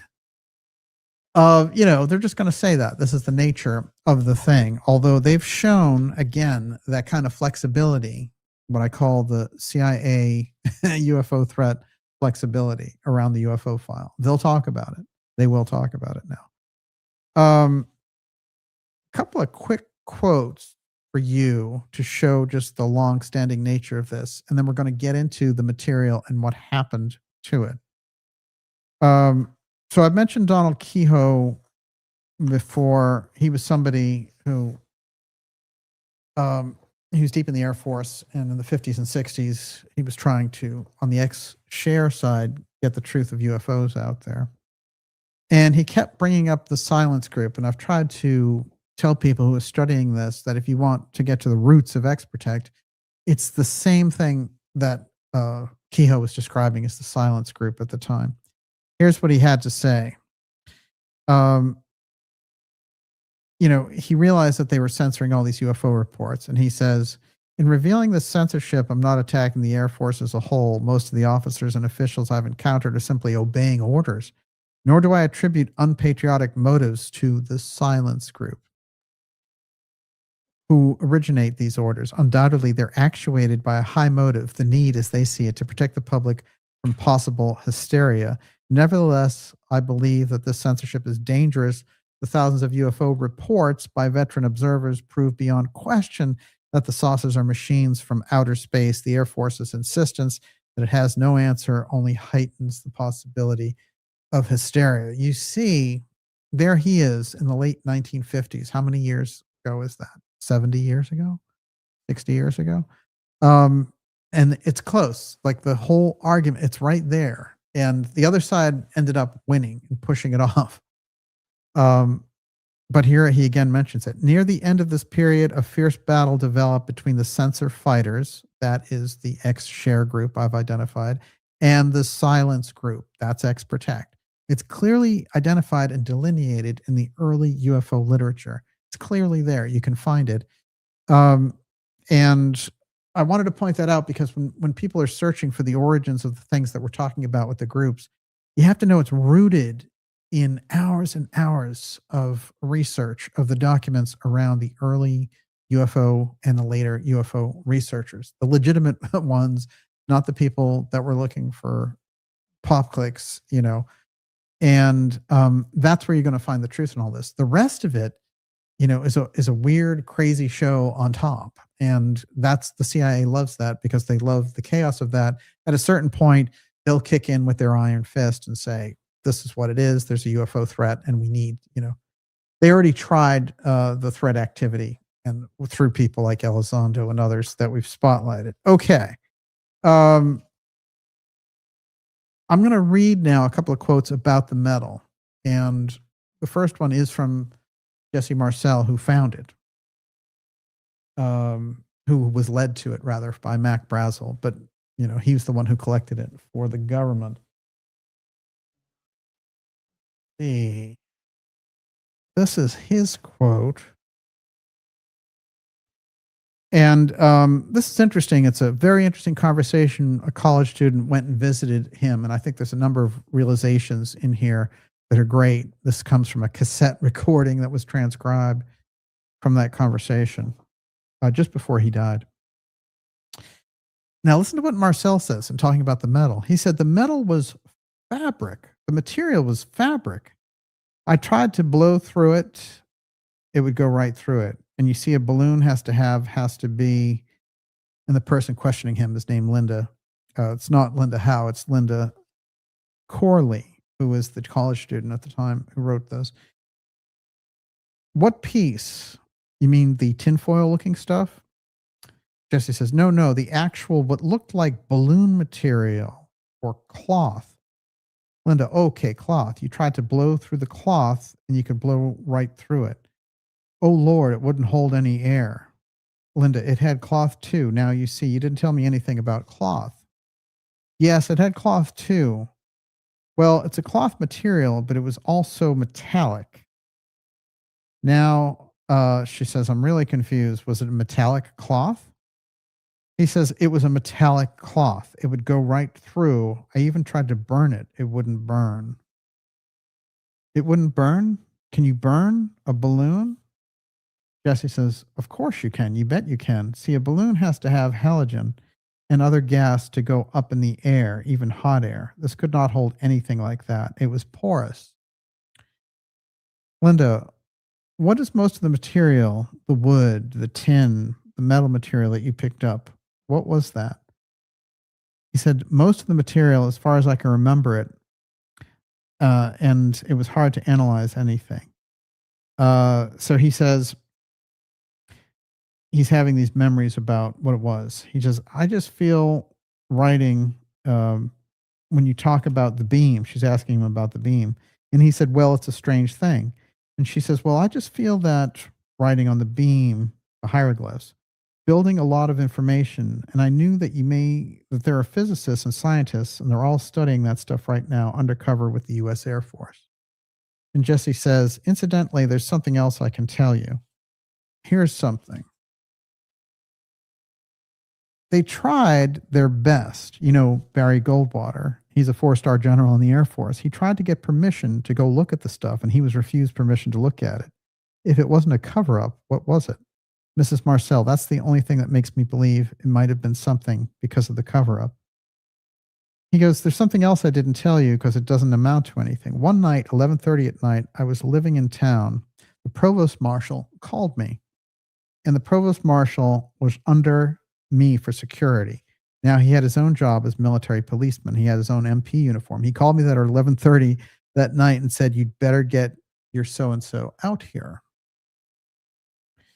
I got in the Buck and I floorboarded it 4 miles through to the air base. While I was driving as fast as I can drive, the Buick can go 85 miles an hour in the wide open, I saw 6 objects right over my head. As formation, but much faster than any aircraft that we could fly. In about 2 seconds, it was gone beyond the horizon, and I didn't think anything more about it. When I got to the base, I'll never forget Major Edwin Easley. He's the provost marshal. And he's the one who called me and he said, did you see that? And I said, see the things go through? Yeah. And he had seen them. They were right over my head, and before I could blink my eyes, they were out of sight. Now, this is all again happening over Roswell. This is after the crash. So now there are these craft hovering around looking for their friends. Quite possibly. Jesse will go on to say that the material itself is so lightweight that it would actually levitate, and that if you spilled it out, if you put it out on the table, it would basically spill out and then go back into shape. And all the different things that we learned about it, if you folded it up, it would go right back to its normal configuration, and that you couldn't burn it, you couldn't bend it, and eventually they tried drilling into it and all this other stuff. Nothing worked. So this is an incredible material that they had found. This was kind of the gem in the middle of it all. And this is the thing that they worked on for years and years, the memory metal. Now, anyone who had a piece of that memory metal over time was intimidated out of it, but they went on a massive search at a certain point because a number of people had in their possession some aspect through either a family relation or through some of the early reporting of this thing and people showing it to each other. And this became a massive cleanup operation, but they were never convinced they got all of it. My particular take on this whole thing is that part of the problem and why you see them buying things like the Art Bell piece in 2019 and using the CIA group to do it is what they were doing was they were soaking up vacuuming up every last speck of this thing that could be out there, because whatever property they've developed out of it, and whether it's that Mondaloy patent that Reza had and may have been responsible for her disappearance, which again is very, very unusual. I mean, her disappearance at 9:10 in the morning in a place that she hiked often. And, as a major NASA official, like she was one of their main aerospace engineers, and the two other people that she was with, and them all being within 20 feet of each other, on very familiar terrain. And the fact that they never found any remnant of her, nothing, not a shirt button, not a shoe, nothing. So, to eliminate her in that fashion, even with the other people around, is quite dramatic. And so you have to say that Reza and her abduction maybe was an early warning to McCasland. And by the time they got to McCasland, they had cleaned out the whole crew, as they had already gotten the woman that we spoke about earlier back 4 days after Monica Reza. So they had the team there, and there may be others in that team that are part of this. Yes. I don't know. I hate to bring this up, but I just thought of Mirror Mirror. And Star Trek. Yes. And the little the weapon that Evil Kirk had to wipe out his enemies. Obliterate them from afar. Yeah. Right. And so, I mean, what are the chances? It's like portal technology. They just, they're gone. Yeah. I mean, that you could actually, we have that kind of, even possible laser technology. That's it. They're gone. Well, I've seen experienced hikers weigh in on this, and they say, well, if it was, like a bear or a mountain lion or something, you're going to see traces of the person. That's just the way it is. And the fact that they did all of these different things, combing the area, and found nothing. And remember, the leader of the group there going up, and this is not even a very steep incline, when they're looking back, she's waving and smiling. So it happens within a fragment of a moment. So therefore, the team that's operating is, the highest possible level. And in my opinion, we're the Blue Beret group that the X-Protect group employs to cover up anything that they don't want out there about the UFO file. That Blue Beret group, again, like the Blue Room at Wright-Patterson, and like all these blue things, relate directly. Blue is the program at the very heart of UFO secrecy. I've put that on the record. And, we've done documentaries about it. When we did documentaries about it, there was nothing out there, literally. And then eventually the government came forward and said, yeah, we had Blue, we had the program out there. It was a crash retrieval program. However, it never retrieved anything. And that's the end of that. Don't ask about it again. But they put that's on the record. And, so we bring it up in spring 2023. We do documentaries in 2023 about it. Spring 2024, they come out with their explanation, probably because they're worried. And I can tell you that a lot of the counterintelligence people who were trying to kind of, play mental games with me by calling me up and spending all this time saying, I can share all this stuff with you and all the rest, and who are, some of them I've put on the record, some not, but the ones that I've put on the record were the top people in that whole disinformation campaign. And David Grush was right in the heart of it. And it's interesting because I felt that Grush was being played. And I try to tell him that and help him with that, because they were playing games with him. And he thought it was this X-Protect group playing the game, and that Mellon and Elizondo were the ones who were helping him out. And what was actually going on was that Mellon and Elizondo were the ones playing the games. That was my, I said, did you ever consider it from the other way around? That you're getting played with, but it's not that, there's some group inside the government that's doing it. Those guys are the government. Chris Mellon is a DOD billionaire, worked for Clinton, worked for Bush. And Elizondo, CIA, DIA for 25 years, 30 years? Come on.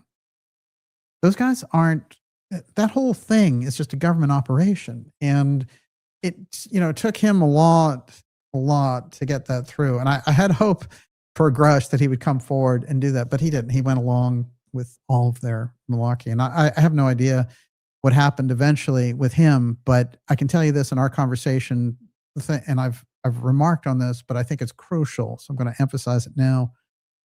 I said you have to bring out the things that you know, and you can do it on my program. I'll set it up. We'll put it out. Nobody can stop it. And he said, you don't understand what Chris Mellon will do to me. That's what your whistleblowers are up against.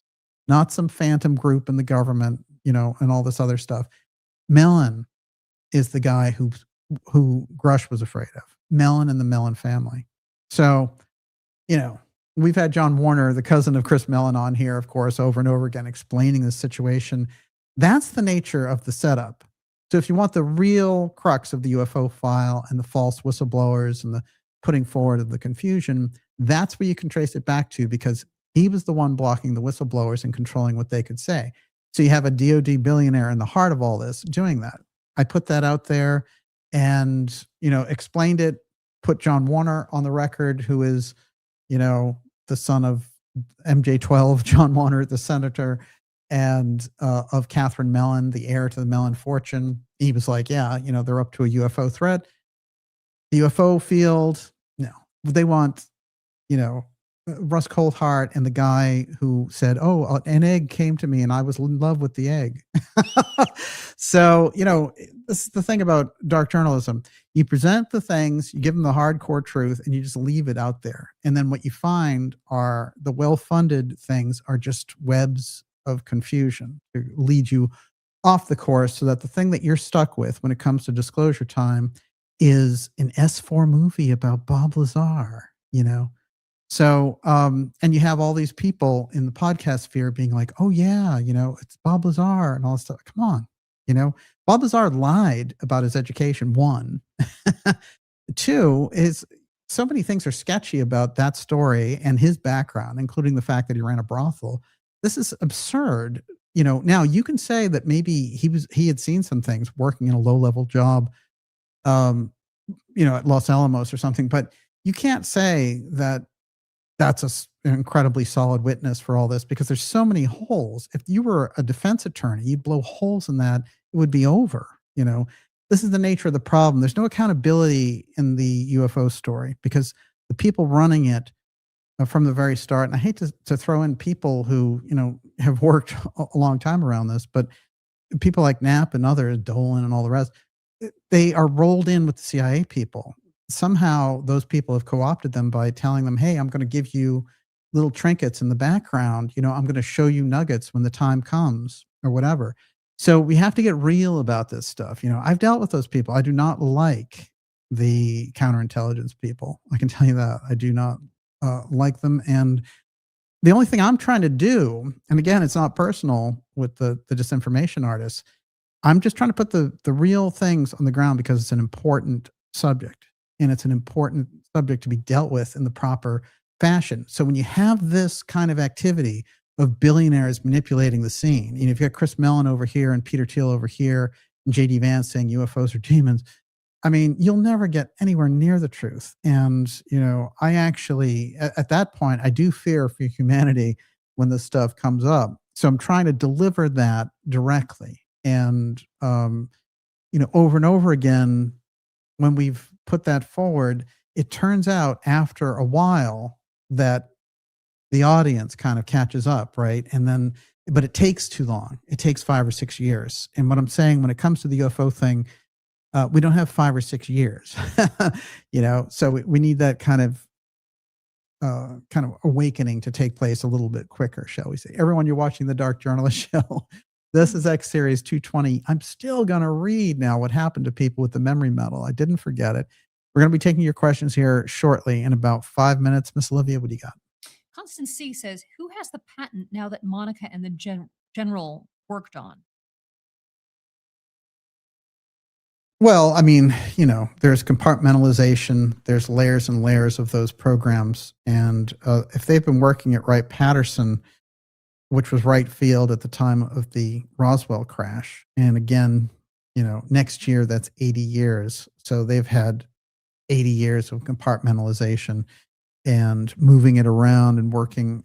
There's so much there that McCasland worked with that was at Kirtland, for example. And Kirtland has a huge history with that UFO file as well. So you really, you're dealing with levels and layers where you have one guy, it's doing one thing and then somebody else doing something over here, and they do not get to meet up about it because it requires such a high level of security clearance.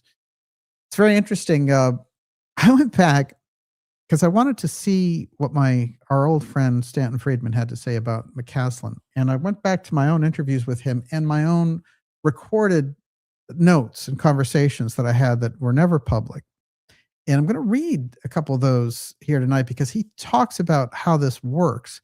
And I've alluded to it at times because he worked on those black projects and he understood how they hid the UFO file.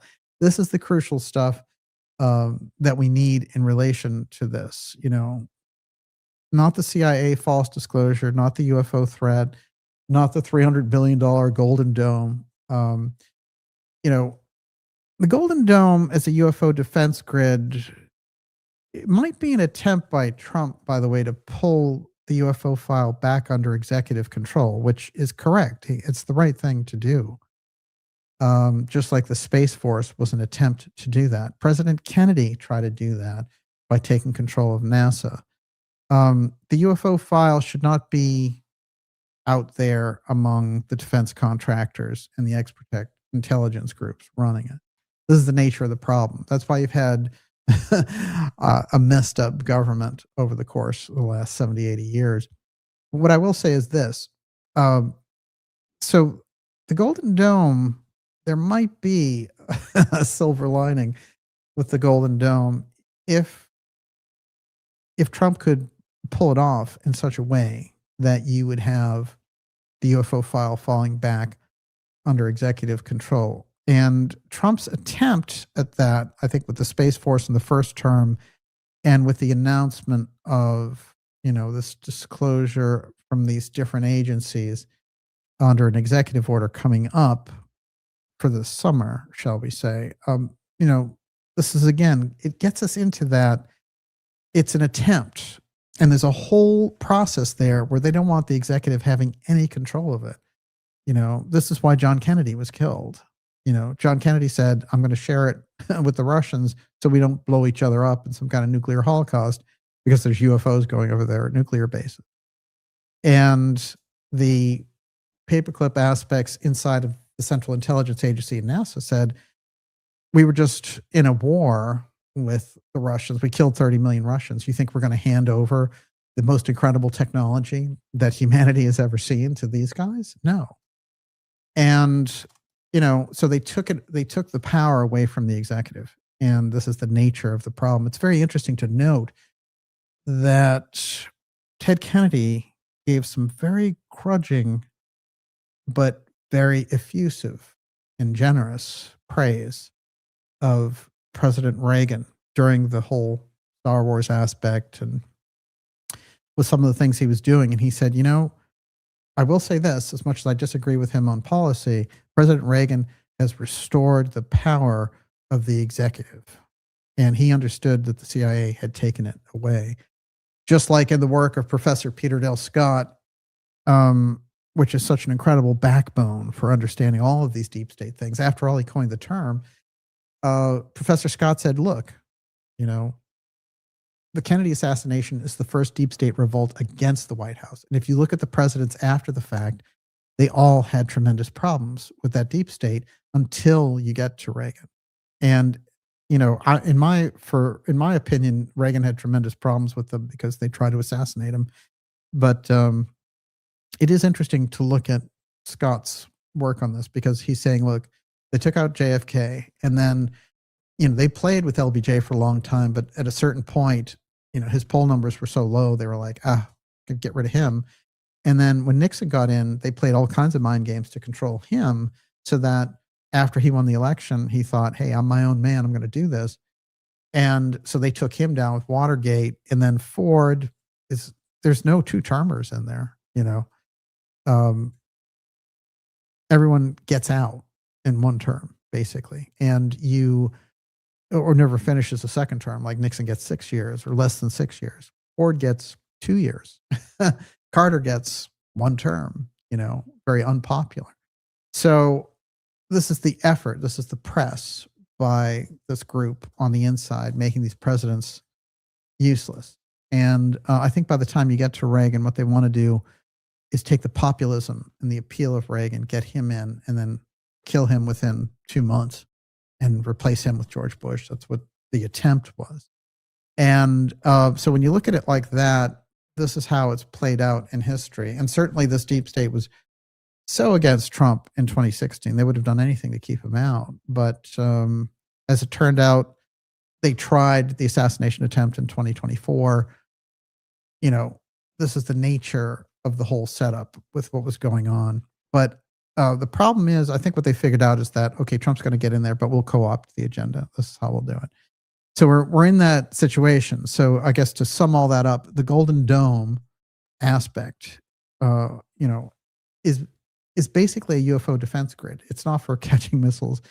And Trump himself has said, oh yeah, it's Star Wars 2. We know Star Wars 1 was set up as a UFO defense grid. So that's what it is. It's a $300 billion UFO defense boondoggle. Make no mistake. Everyone, you're watching the Dark Journalist Show, X-Series 220, UFO File, Missing General, Ultra Classified Secret Project Revealed. I'm going to read now about a very unusual incident involving this memory metal and the original hunt for it on the side of the authorities. And this goes all the way back to the very beginning, but it's very interesting because it involves a father, one of the military men involved with the Roswell case, giving a piece to his son. Let me read this and then we'll set up for your questions. How's that sound? Mm-hmm. All right, great.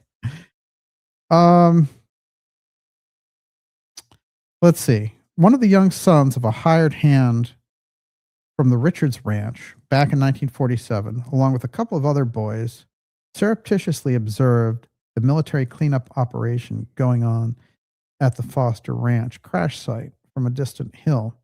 His name was Trim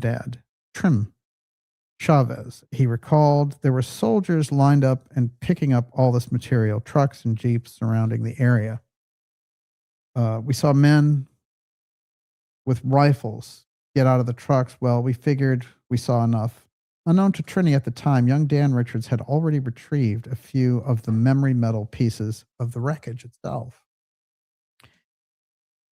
And it was too late for Trini to take a piece for himself. Too many damn soldiers, Trini lamented. As for Trini's father, who had worked as a hired hand on the Richards Ranch, he hid his piece of the wreckage under a floorboard in one of the sheds of the ranch. This is what I mean. There's a lot of people who early on took bits and pieces of it. This is the nature of the problem that rings around in the vacuuming up operation that we're talking about that came later. Did the military find...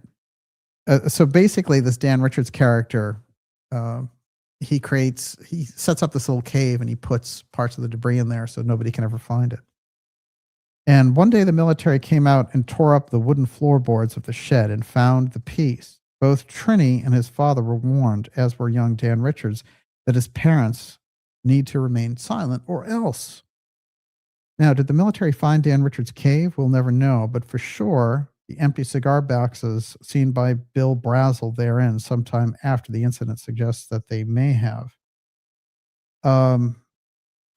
Okay, so there's another incidence of this. All right, so there's another child, and his father, again, holds a piece of the stuff and passes it on to him. He's a 10-year-old kid. One of the MPs was Frank Vega, who was with 5 other men. He was flown down to Roswell from Lowry Army Airfield in Denver, Colorado. According to Vega, they provided grease guns and assigned to guard Hangar P3 with the orders, don't ask any questions, shoot to kill any unauthorized individuals attempting to enter the hangar. Vega confirmed that the entire base was on lockdown. The workers were getting down to the last crate, and some of the enlisted men hopped back into the truck. His curiosity got the better of him. And then something unexpected happened to reward his patience. As one of the last boxes was lifted into the car, a single remnant fell off the side of the container and dropped partially obscured under the boxcar. The soldier didn't seem to notice.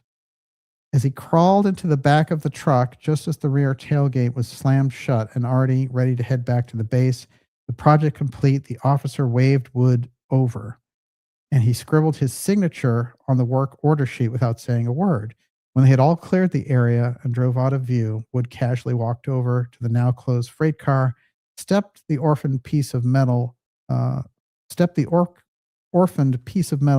into the dusty ground with his shoe. So far, so good. Take the train away, shouted Wood, and the engineer built up steam. That night, as Roswell slept, Wood parked his car just outside the east gate of the base and slipped back into the train yard. The same remoteness and lack of human presence now served him well. And in his own recovery mission, after gaining his bearings and feeling around the ground in the dark, he found the thin layer of dirt, and the orphaned piece of metal now had a father by the name of Wood. So he finds the wood and he's taking it on his own.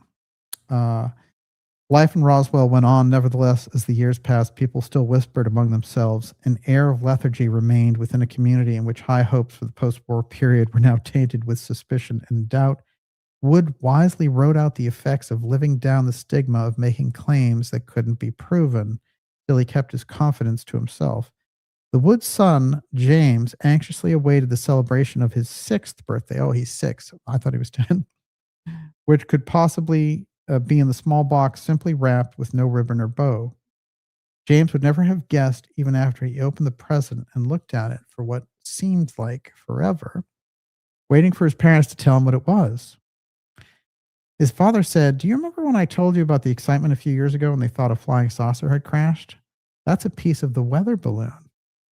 But James quickly realized his dad was joking, because the more he bent it and crushed it and rolled it into a ball, as his father instructed, it always smoothed out and back to its original shape. "Now, watch this," Charles exclaimed. He then flicked his lighter and held the piece over the flame until it would have been black and very hot, neither of which happened. The boy's eyes opened wider and wider. "Where did you get this?" For the first time, he heard his father recall the experience back in 1947, loading up the freight car. "I thought they would have missed it by now," confessed Charles. "Now it's yours. Happy birthday, son." So he gives him this present.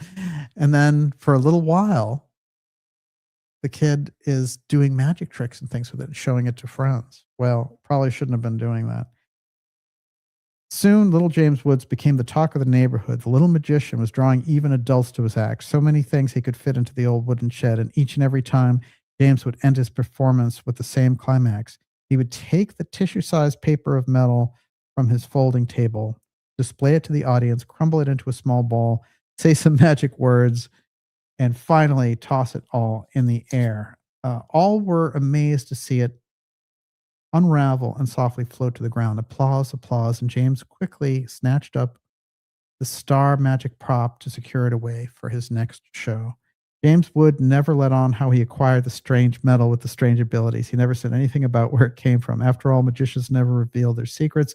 Unfortunately for James, someone else was watching who decided the show needed to be canceled. As one would predict, late one night, as everyone was sleeping and the clubhouse was locked for the night, someone else broke into the old wooden building and whisked away the physical evidence of a flying saucer craft. The Roswell police immediately suspected who the primary culprits were. So, there's so many cases like that where there's a piece of this and the word gets out, it gets sucked up, and all the rest of it.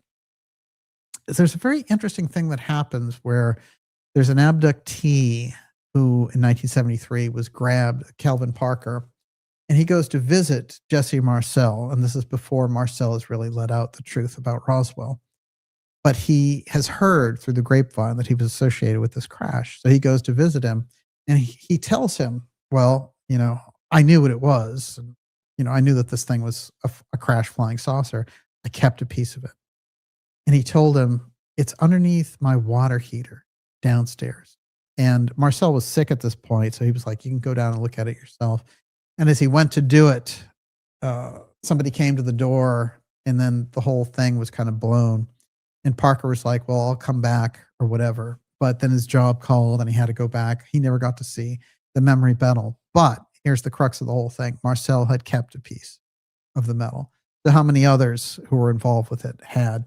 And you have all these stories out there. This was the nature of the problem. And I think once you had them redeveloped to a certain point, you know, they felt comfortable after all this time going back after it. But how many things on the outside were happening in relation to this? That memory metal may have bifurcated at a certain point, and some of it's inside the government, these black programs, and then some of it is somewhere else.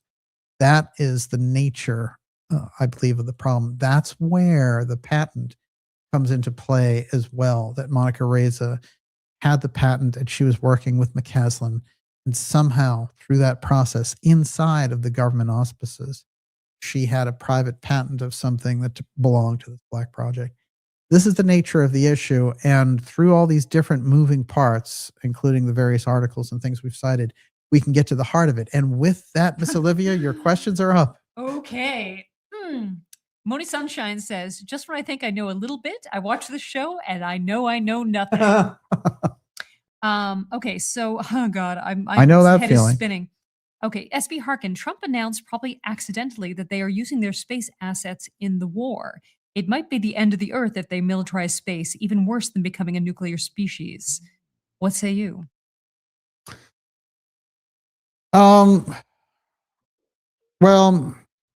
here's the thing that I think one of the things they would do and that they think they can do with Trump is they can create this UFO threat thing and make him be like, hey, we'll blast anything out of space that's coming near, you know, and make it kind of this Hegseth He-Man mission to get the aliens type thing.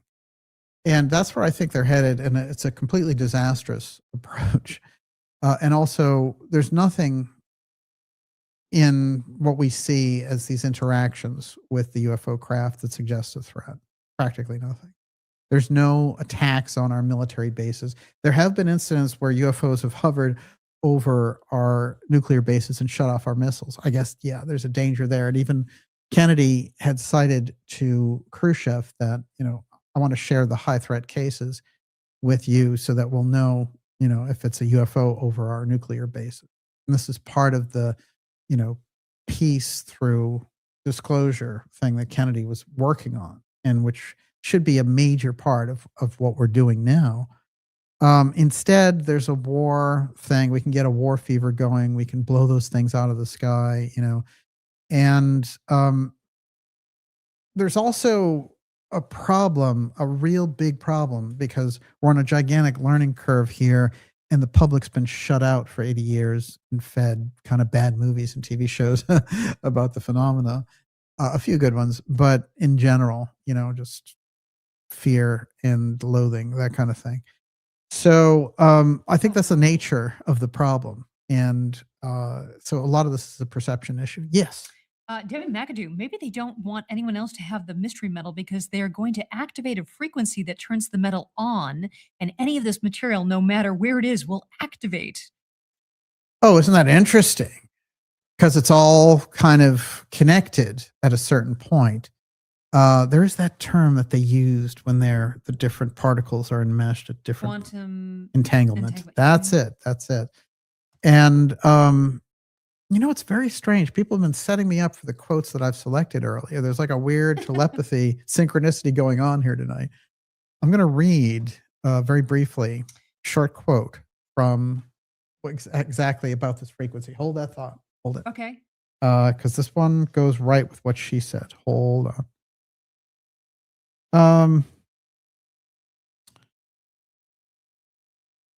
Okay, so this is the Transcenders book, and this was a group that I had dealt with. This is someone who was very much like a Casey channel. He was up in Canada, and I spent about 13, 14 hours talking to this guy, and he had predicted this incredible sighting over New York, which had taken place while he was in trance.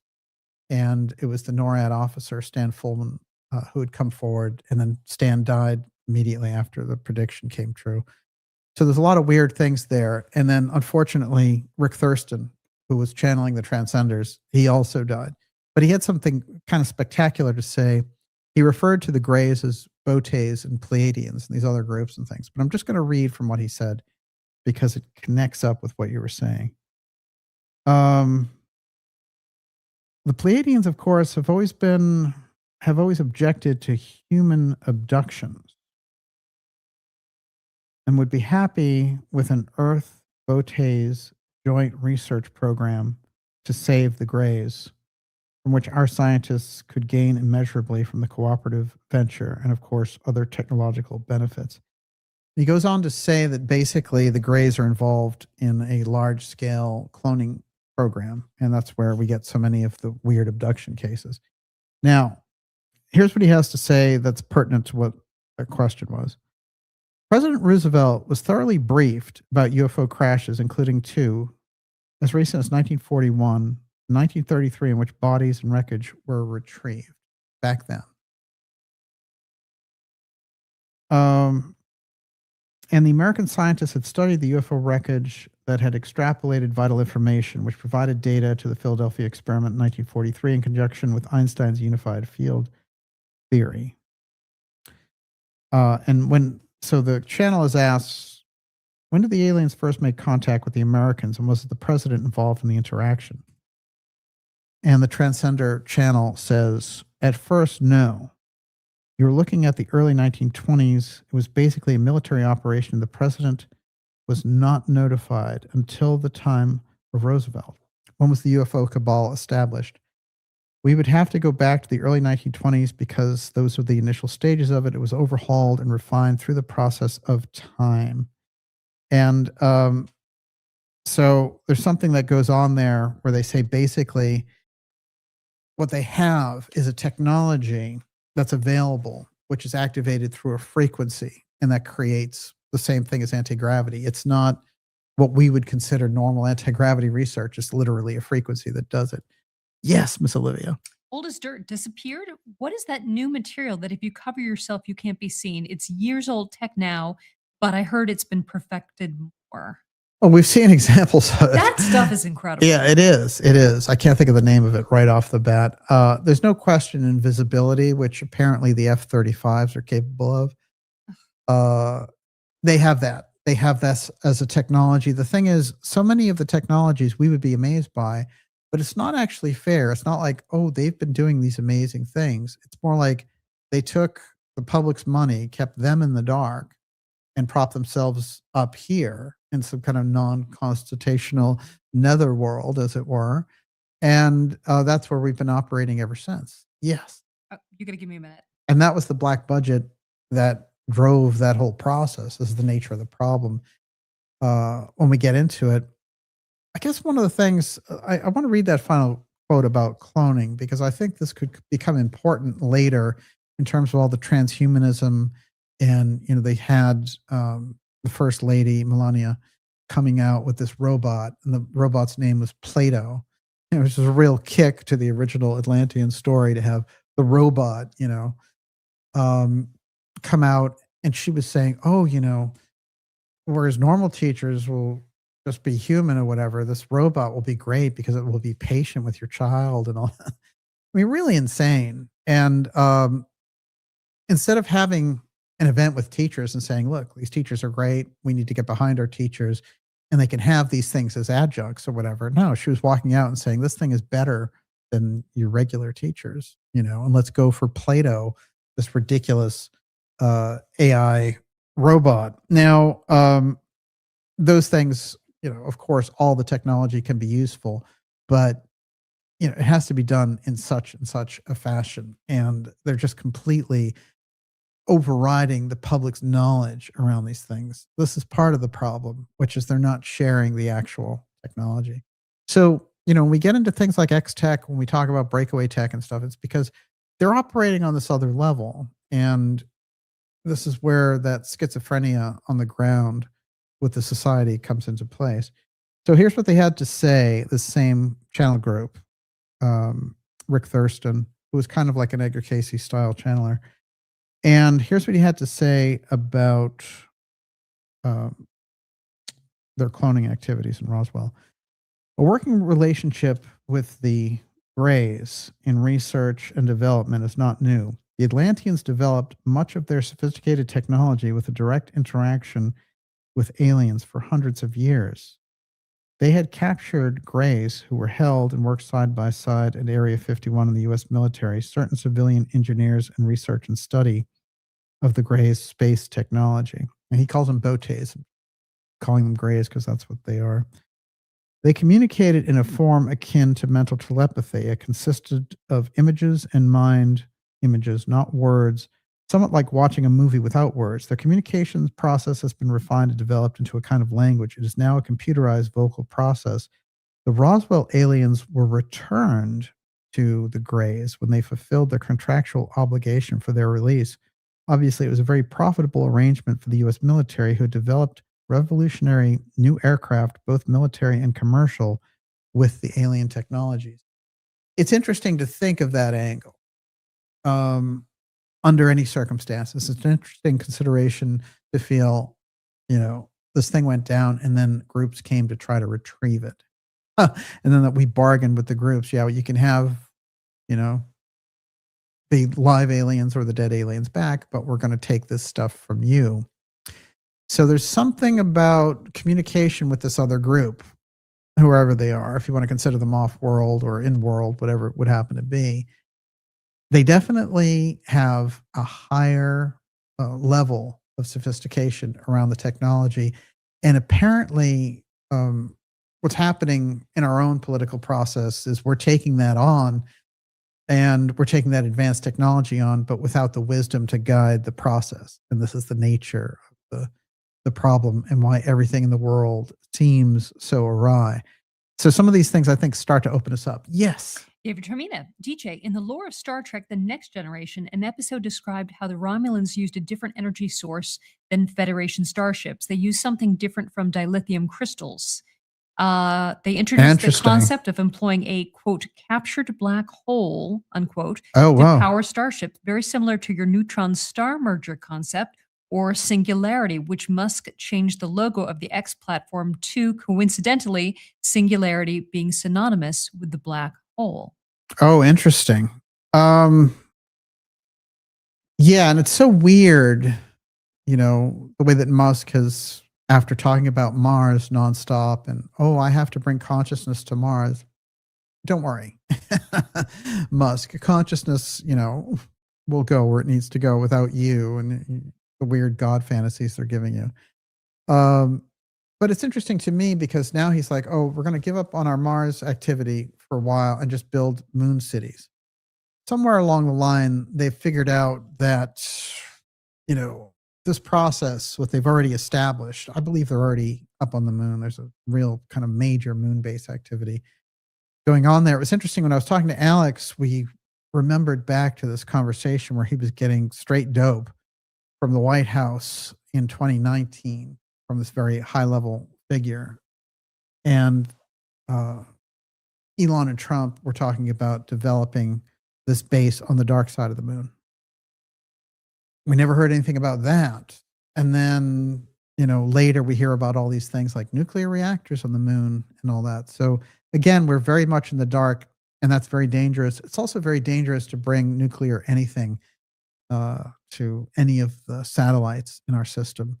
So they're doing a lot of things where they want to be unimpeded by oversight. And that's why, in general, across the board, the world needs to take, back some of that steering wheel before this thing just floats overboard and you have this weird space station running everything from up there and controlling everyone like ants on the ground. That's not a very forward-looking civilization, in my opinion. That is the original kind of Nazi version of things, which is their whole thing was, hey, you get these rockets up there, you build space stations, you control everything on the ground, and prove you're Superman and all this kind of thing. I think there's better ways to prove you're Superman than controlling people on the ground. Yes. News Drifter, question: could any disclosure happen during the upcoming Artemis moon mission that is being remarkably ignored by the press? Well, but here's the thing about Artemis. First of all, they've talked about Artemis going to the moon for how long? Since 2018, 2017, something like that. Pence was the first one who got it rolling. In fact, it's Dan Quayle who got it rolling, along with a Mars mission. Wow. He is, he was just classic. And Quayle is fascinating because he was one of the first people in, it was 1990 at the time, but he was in charge as vice president of that whole process of our space technologies and everything else. And what they were going to do was have this very public program about going back to the moon and then go to Mars. Came up again during, the whole Clinton thing. But what actually went off the rails in relation to this is we went to the moon. The last time we went to the moon was 1972. So you've had all these allusions to going back to the moon, but it never happens. Suddenly they say, hey, we're going back to the moon. And Jared Isaacman, who's the billionaire Musk puppet who they dropped in there, doesn't seem capable of the job at all, but he was a billionaire and that was enough. He was a friend of Elon's. Trump originally didn't want him. And that's why Musk freaked out on him and said, oh yeah, you went to Epstein Island, After all, I mean, was it really over Isaacman? Yeah. Was the reason? Oh yeah. That was the break in the whole thing, because he wanted his guy in there because he wanted to combine the database of NASA with SpaceX for the UFO file. And of course, officially, he can't say anything. He can't talk about UFOs because the Air Force and DARPA will just throw him out and they'll have somebody else up there like Blue Origin. So it's very interesting the way that worked out if you look at that whole system of things. Yes. Well, a lot of people are talking about 3i Atlas. And I forgot to say what Isaacman said. I'm sorry. Oh, okay. After all that, look, Isaacman makes the statement yesterday, and he says, "We'll never." And it was Isaacman, Hegseth. They both made statements about this. I'm trying to figure out. I think it was Isaacman who made this statement, which is, "We'll never get thrown." No, we'll never be taken off the moon again. Somebody find that quote, actually. And it was such a weird, we'll never give up the moon again, as if somebody else had taken it. And I think it might have been Hegseth feeding it to NASA's announcement. The other thing is the Artemis mission that's going up there now is just going to circle the moon. They're going to land in 2028. And then Trump is like, we're getting rid of the space station. We're not going to participate in 2030. Well, that's pretty interesting too. I mentioned this on the Alex show, which is that Trump went on the 5 on Fox News. He was talking there with the 5, and suddenly in the middle of it, he starts musing, oh, Uncle John knew so many secrets. He told me the secrets. There's no reason to talk about Uncle John unless you're referring directly to the UFO file and the Tesla papers that he went through. And, you see it as a dog whistle. There's no question. There's absolutely no reason to go. And the way that he talks about it, and he's like, oh, Uncle John understood, and how, he told me so many secrets that, nobody knew at the time. Well, that's the UFO file and the Tesla technology. That's where this all goes if you really take a look at it. Everyone, you're watching the Dark Journalist Show. It's X Series 220. Have I told you, if you're new here, to go to darkjournalist.com and sign up for our newsletter? That's a free newsletter, but it keeps us in touch through the massive, massive censorship that we're seeing right in the heart of all of this.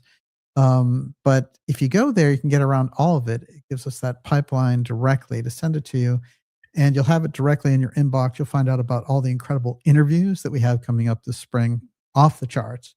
The X Series episodes that'll blow your mind, and also these incredible miniseries documentaries that we're doing, including JFK and the UFO file and Pyramid X with all the scans and everything else. We have a Sphinx episode coming up for you for all the things that they're seeing up at on the plateau right now, really looking at this situation with space radar and saying, oh, it's something that's underneath the Sphinx. And, they're thinking, oh, it's another Sphinx. But Casey had said there's a coordination there to find the Hall of Records underneath the Sphinx. And it was a pyramid. And the entrance was the right paw of the Sphinx. I've seen some things whirligigging out of that CIA machine about the Sphinx, where they're trying to kind of roll that into their op and all the rest of it around the UFO file. Like, don't inhale to get anywhere around that one. But there's no question that we stand on the precipice of the incredible prophecy of Edgar Casey about the Atlantean civilization and the pyramid hall of records. Remember, he said it's a pyramid under there. So, this is what we're talking about. And so much of the space radar is so very intriguing. And the only way to get to the bottom of it is if that Egyptian, the authorities, the military that took over there many years ago, will let, them do some serious digging on the plateau. We'll see how that goes. Yes, Miss Olivia. So back to 3i Atlas. Jeremiah Jimenez says 3i Atlas, blood moon, planets align, signals coming out of Antarctica, war with Iran. Are the stars predicting what will happen in Iran? Is 3i Atlas an alien spacecraft? Also, Valerie Airy says Stefan Burns, who's a geophysicist, reckons that the fireballs that we're witnessing are the debris from the passage of 3i Atlas. Are there any updates? Something is dragging a bunch of junk into our atmosphere. I don't think there's any question about that.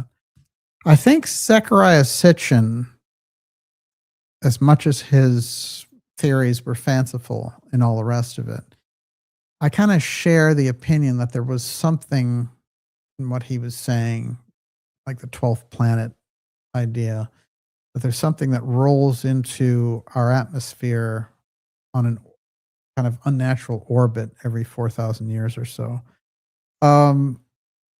But there's something that is dragging all these fireballs into our environment, and somebody is testing out, what look like redeveloped UFOs, following them along. And I think what's weird is, as they're doing this testing, I think real UFOs are showing up also, which is why you're getting all of these wild things going on. You've got fireballs, you have us in our re-engineered UFO technology, and then you have the real thing. So you're getting all kinds of this report back and forth in the sky. And I will say this also, particularly after these sightings over Ohio and in parts of Texas, particularly Austin, the people in these states and in these cities are buzzing over what they're seeing. They're seeing the fireballs, they're seeing the craft, and they're seeing something else. So there's a lot going on right now, which might explain some of the timing around Trump trying to get ahead of this. Maybe he's getting reports of things, and maybe they are trying out this Bezos asteroid killer technology, and this could be part of what's on the rollout front. It's interesting. I'm trying to think of who said it, and it could be Hal Puthoff or somebody like that, who said the best thing to do with the technology would be just do a demonstration of it. So the fact that somebody like Puthoff is so connected with that kind of deep state on the UFO technology side, this could be what they're doing. And if it wasn't Puthoff who said that, I apologize, but it was a Puthoff type guy. Yes, Miss Olivia. Imanara, DJ, why do you think the CIA issued a GLOMAR response in response to a Freedom of Information Act request from the Black Vault regarding 3i Atlas? Yeah, that whole thing was interesting. I think it's a puzzle. 3i Atlas, remember Avi Loeb over here at the Harvard Astrophysics Lab, he was the one who said, oh, it's AI, it's coming into our system, and it's a piloted vehicle, and we need to be ready to, interact with an alien force and all this stuff. Loeb is really a top scientist who's really doing the bidding of these groups, and it's quite fascinating to me when I watch it, including the fact when they put up a telescope on top of his lab over there, and you had, Elizondo and all these people for the commemoration afterwards. I mean, it gets to be a freak zone when you're around Harvard. You're getting into the creme de la creme of the UFO deep state around here. But what I do see and what I do find is that the 3i Atlas on a normal organic scale is fascinating, because it did come in from another system and it was acting very unusually. And I think in kind of, you know, significant terms, there is some message there for humanity about this piece. But I think what they were trying to do, like they always do with the intelligence side, is they try to manipulate the public and get that feedback. How would the public react if there were an alien spacecraft being piloted from another system coming in? And they do that data mining to figure out how they can pull off the UFO threat operation. Now, they're always doing certain types of ops. You know, you've got the Iran war, you just came out of the COVID op, you know, they had op after op, the deep events of Peter Dale Scott, you know, 9/11, the 2008 financial coup d'etat. You know, if you go further back, Iran Contra. So you've got all these things. Go back to the Kennedy assassination. I mean, they are deep events operated by groups that are not public. And that is part of that covert underbelly going on. That is that government under there. And when they come into the public, they create all this mayhem, and then they step back, and we're there to left with the wreckage of what they did. And one of the only things that we know for sure is that the people associated with those operations, most of the time, are directly connected to the continuity of government emergency powers group.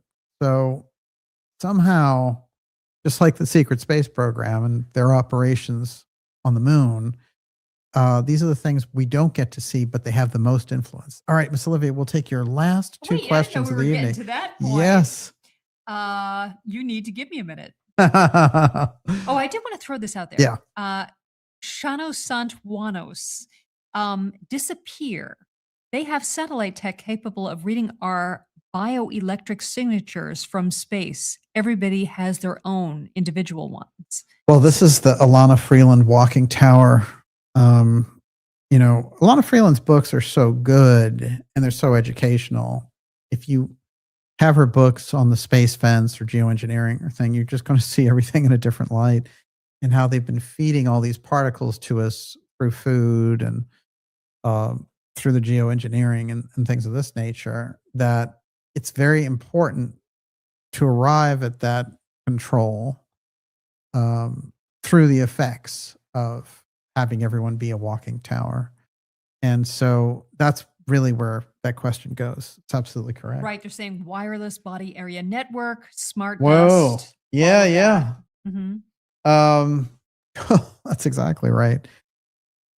Okay, I'm going to read this. This is from my notes with Stanton Friedman.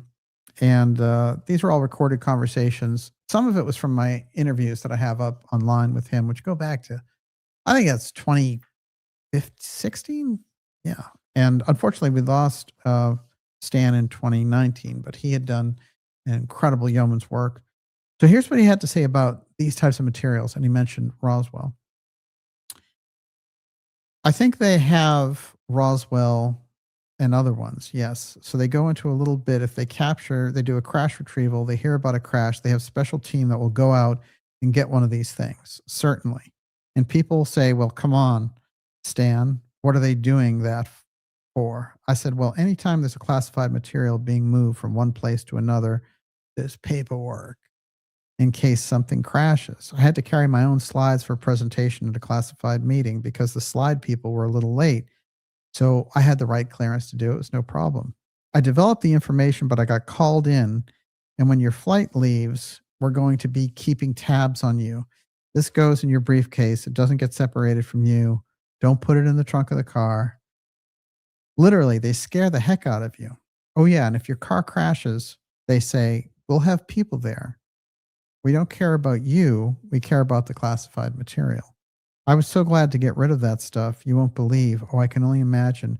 So when you think of all the nuclear weapons that are moved from place to place, you have to have retrieval times. And one time they were used, teams was for Cosmos 954, a Soviet satellite, which had a nuclear reactor on board to produce electrical power.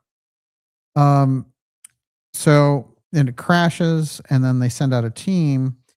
And what happens is, he said, when you think about it, back engineering is an old business. During the war, World War II, if an American plane crashed in Germany, the Germans, were looking at the German crash. There was a German crash in England. We were looking at that for sure to see what the materials were. They were using what we can see now. It was a game. It's as old as, bigger shields, stronger spears, whatever. And these guys are making their spears.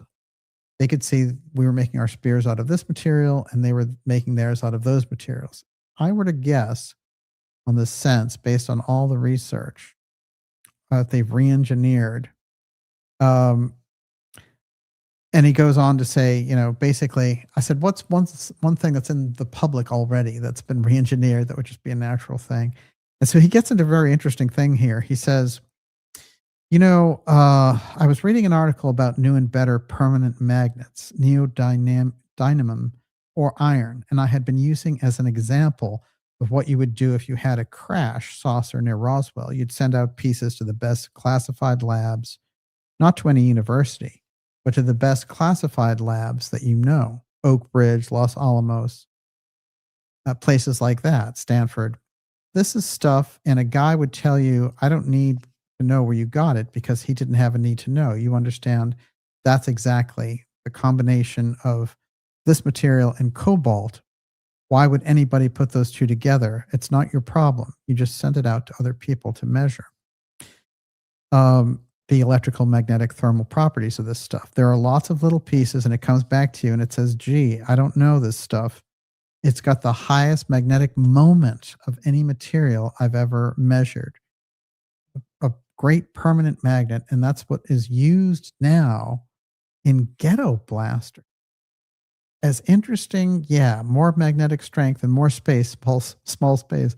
And what he goes on to tell us there is that when they made ghetto blasters in the 1980s and 90s, they were using a redevelopment of this very early magnetic stuff that they had found at the Roswell crash.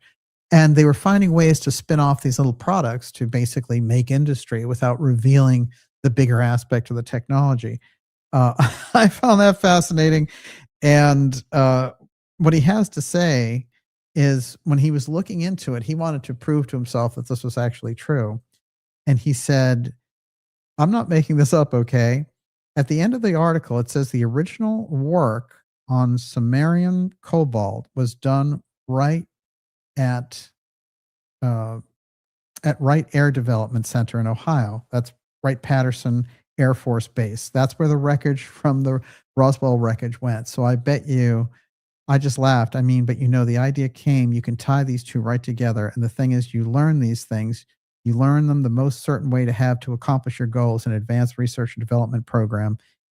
And so it's very interesting. Stan had been in the programs. He'd been in the black projects. He understood this is how you redevelop the things. And again, even in a product like that, they did the development at Wright-Patterson. They found ways to spin it out to the public.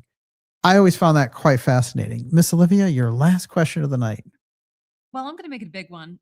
So Blue Man wants to know, could this be the beginning of Edgar Casey's Earth change?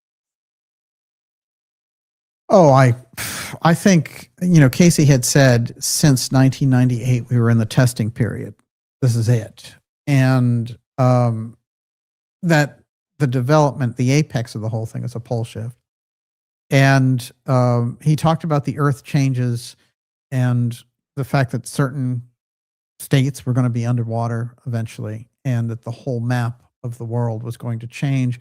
And he said it was gradual enough that humanity was going to be able to deal with it, but there's no question we're at that place. But part of that, with the inundations and things and the earthquakes and all the rest of it, is this concept of land rising. This is the thing that gets missed so much when people discuss this, because they always think about things going down. He said the land was rising, and it was rising there in the hot zone. That's why these Atlantean ruins were rising up off of Bimini. And that's where you get so much of the hassles around the hot zone, because those things are coming up. And we have the ability now to look over time and be like, oh, okay, we're looking over, a metropolis of ancient Atlantis coming up. What are you going to do with that for your history books?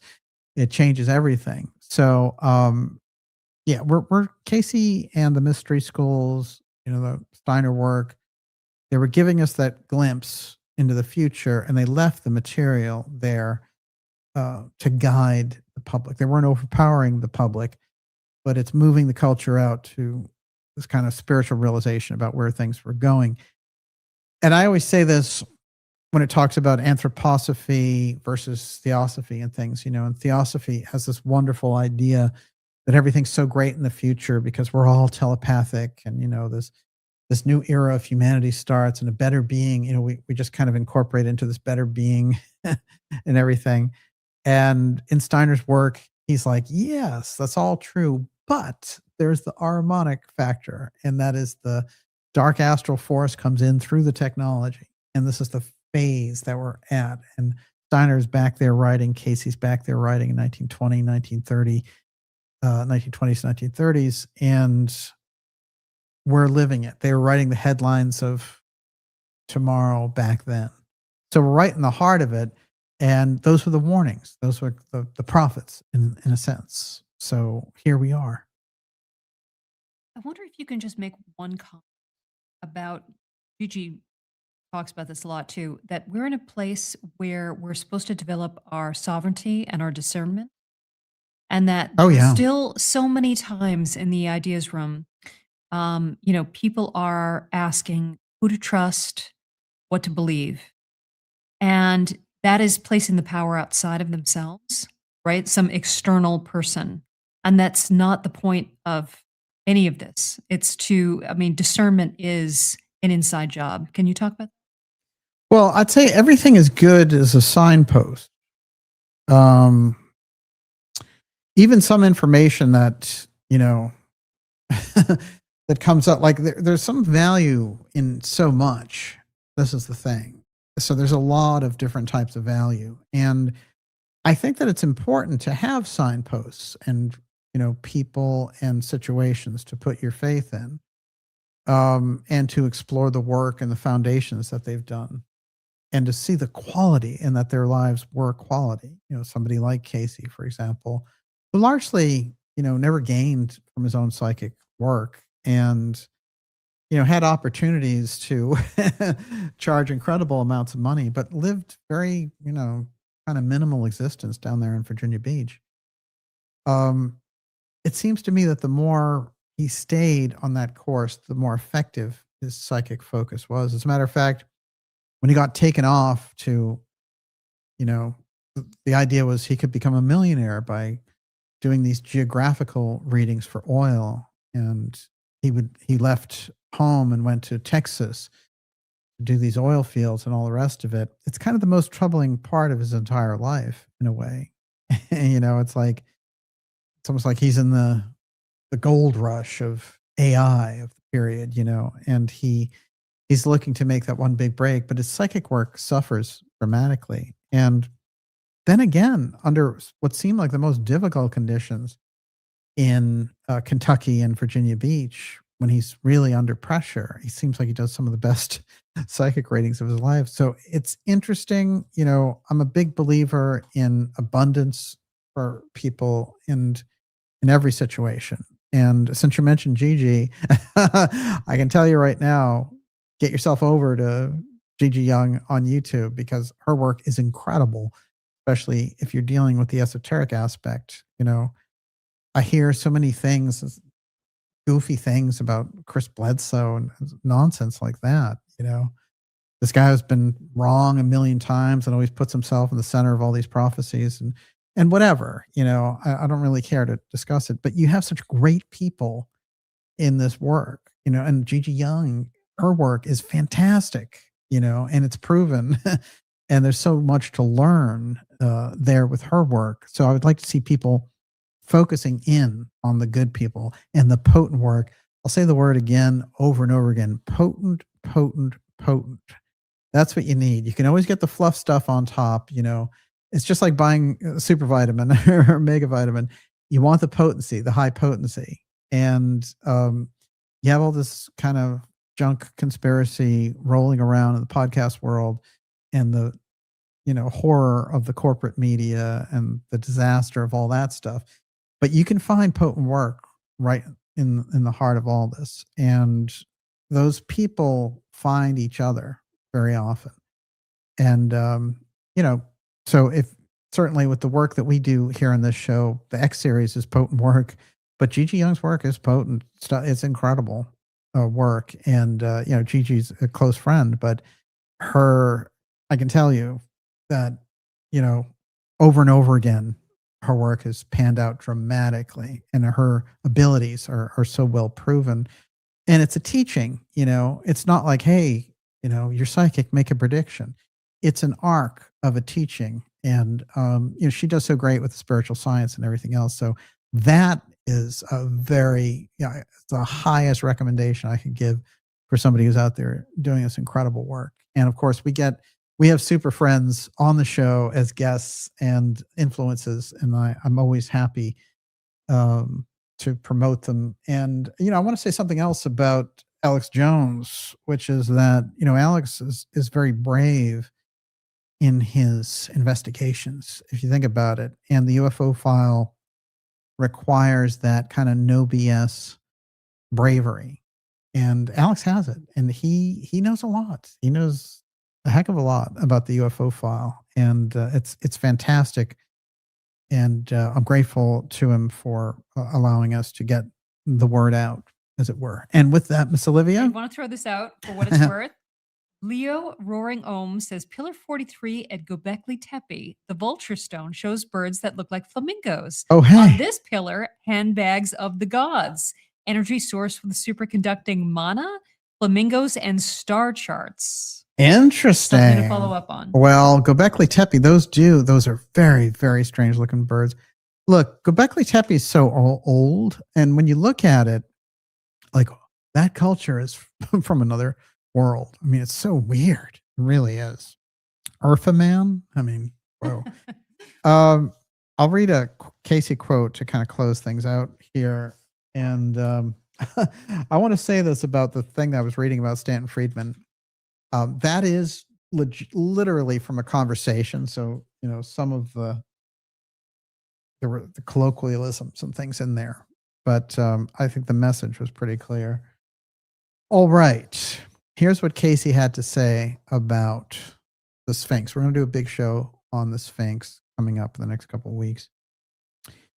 It says, give in detail what the sealed room contains in the Hall of Records. And Casey says, a record of Atlantis from the beginnings of those periods when the spirit took form or began the encasements in that land, and the developments of the peoples throughout the sojourn, with the record of the first destruction and the changes that took place in the land. This, the Hall of Records, in position lies as the sun rises from the waters. The line or the shadow of light falls between the paws of the Sphinx. That was later set as the sentinel or guard, and which may not be entered from the connecting chambers from the Sphinx paw, the right paw, until the time has been fulfilled when the changes must be active in this sphere of man's experience. It is then between the Sphinx and the river, and as a pyramid, Hall of Records on its own, waiting out there to be discovered. And then they say, in which pyramid or temple are the records mentioned in the readings giving through this channel on Atlantis? And this is about the one that's over here in Yucatan. And Casey said, as given, the temple was destroyed at the time there was the last destruction of Atlantis.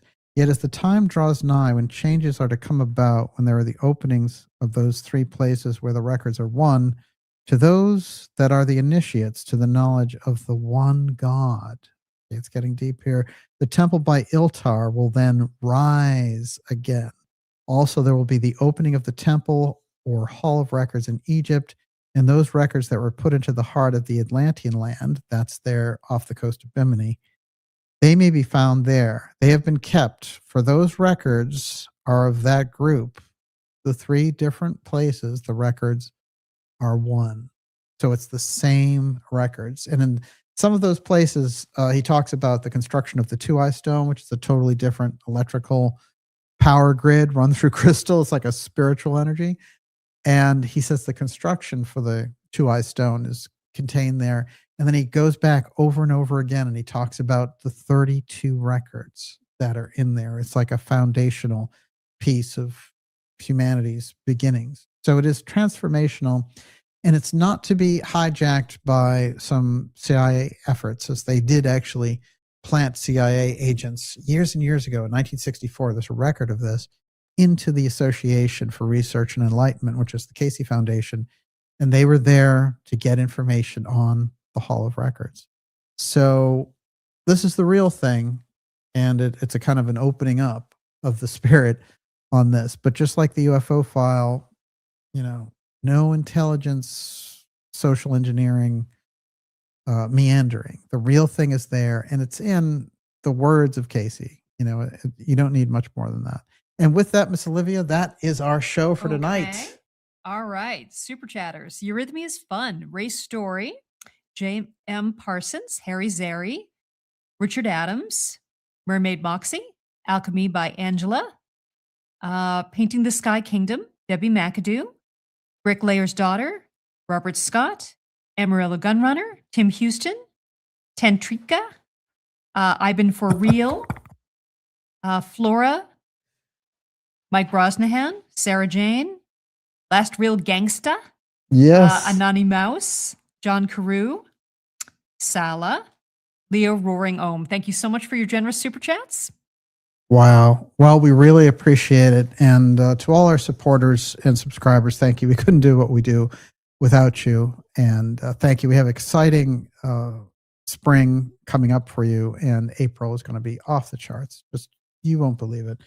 And then also next week, as I mentioned, we'll have a great show for you next Friday. But we have a show with Alex on sometime during the week next week. We're putting it together where we're going to go deep again on the missing 3 and the missing team here about the UFO file. And, there's more and more information coming out on a regular basis with this. As I mentioned, I'm also working with a UK newspaper around it. So we're getting a lot of this out right now. And so before I go, some shout outs on the town. What do we got here? Magicians of the Gods, Graham Hancock.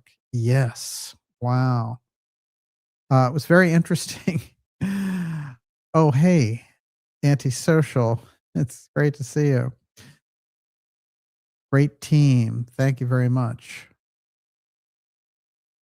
Why change aliens to NHI? Yeah, they've been trying to rebrand this whole thing. It's very strange.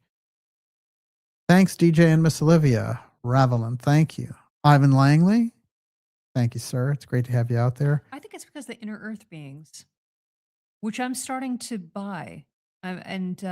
Oh, yeah. So yeah. I would say they're non-human intelligence, but they're not extraterrestrial because they are of the Earth. They're in the Earth. Well, so see, there's a lot there, I think. You don't have to go to space for this necessarily. Thank you, folks, for helping me keep up the spirit of hope. Great service work, DJ and Olivia. Thank you, Esoteric. Wow. Michael McCasland. 1995, a professor informed me that the 21st century would be the age of the Mayans.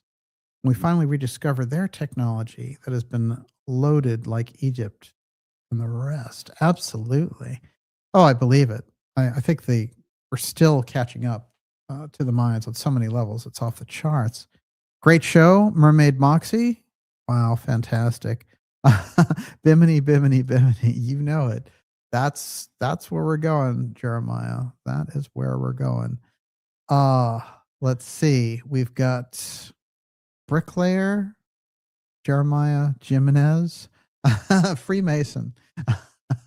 That's great. My ancient records are the association's greatest hits. That's it. Along Come Wendy. What else do they have? Along Comes Wendy. Never My Love. Oh my God. Which I think I heard that was is the classic most covered song of all time. Never My Love. Yeah, that's a really interesting one. They're great. Actually, they're great. I think it's funny that they're trying to be like, that UFO group, this is it. It's the association. I instantly went back to the 60s band in my head. What else do they have? They have another I'll one. look it up right now. I know they have a lot of hits. I remember this. Let's see. You get your musical education here as well as the UFO and deep state stuff. You see how that works? They sing Cherish. Oh, really? And Along Comes Mary. Why? Oh, Long Comes Mary. Yeah. Okay, that's a great one. Rest in peace, Kate Spade. Yes. Wow. That was a tragedy. Maybe at the recent Sphinx. Okay. Who else we got here? Great comments. The Ideas Room was off the charts here tonight. Jenny Jan. And let's see. Let me catch up for a second. Big hits. Tim Houston. Hey, Tim. It's great to see you out there. What time is it in Australia? Zadie Love. Is this the real life? Is this just fantasy? Oh, it's Queen. Gotta be. Much love, DJ. Thanks for listening. Thank you very much. And to all of you, thank you so much for being here. What a great evening with all of you. And of course, heavy subject, but wow, we got through it. And I'll do a couple more. I know Kate's out there. Here we go. Kat Goida. Still waiting for the Dark Journalist boat tour of Bimini and the Islands. Well, I'm going to share a very interesting and somewhat sentimental fact, which is I was planning that with Carmen Bolter before her untimely death. And wow, what an amazing lady with a great impact. Her work. And we still wonder about the final chapter of her work, if it'll ever come out. But whew, what an incredible.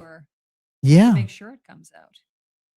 Oh, no question. No question. I certainly hope that her family, who has all that, will let it out. Thank you. See you all later. We all need it. That's for sure. Najat's out there. Tonight was wild indeed. Wild as the wind. Great to see you, everyone. Walter Bosley is asking if you're going to CITD. No, I never, they would never invite me. I'm like persona non grata because, I ask the tough questions. You know how it is. That's the way it goes. They're like, we're not going to have Buddy DJ there. No. You see, he's been challenging kind of UFO domination. You know what I'm saying? You'd also be too hot in your black suit. That's it. They're like, if DJ were to show up there, he just might have some kind of an accident. You know what I mean? You really think so? Wouldn't that be terrible if they did that? No. It's just, I don't know. Contact for me was ruined years and years ago, but maybe there's a new gang in town over there and they'll do something good with it. I certainly hope so. And I wish them all the best. But it seems to me like the best stuff we do is when we do our own events. So yes, hell yes.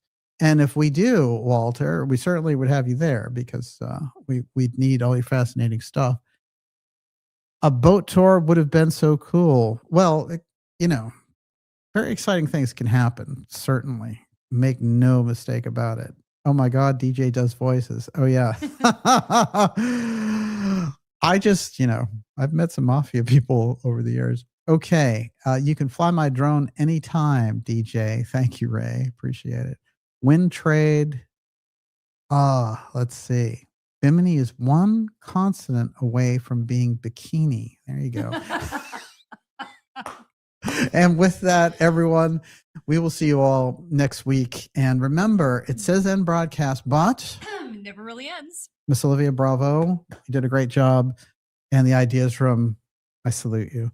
We will see you all next week. And it says, like I said, end broadcast, but never let it be forgot. Once there was a Camelot, and there can be again, and the memory metal might make it happen, right? We'll see you all next week. Thank you, everyone. God bless.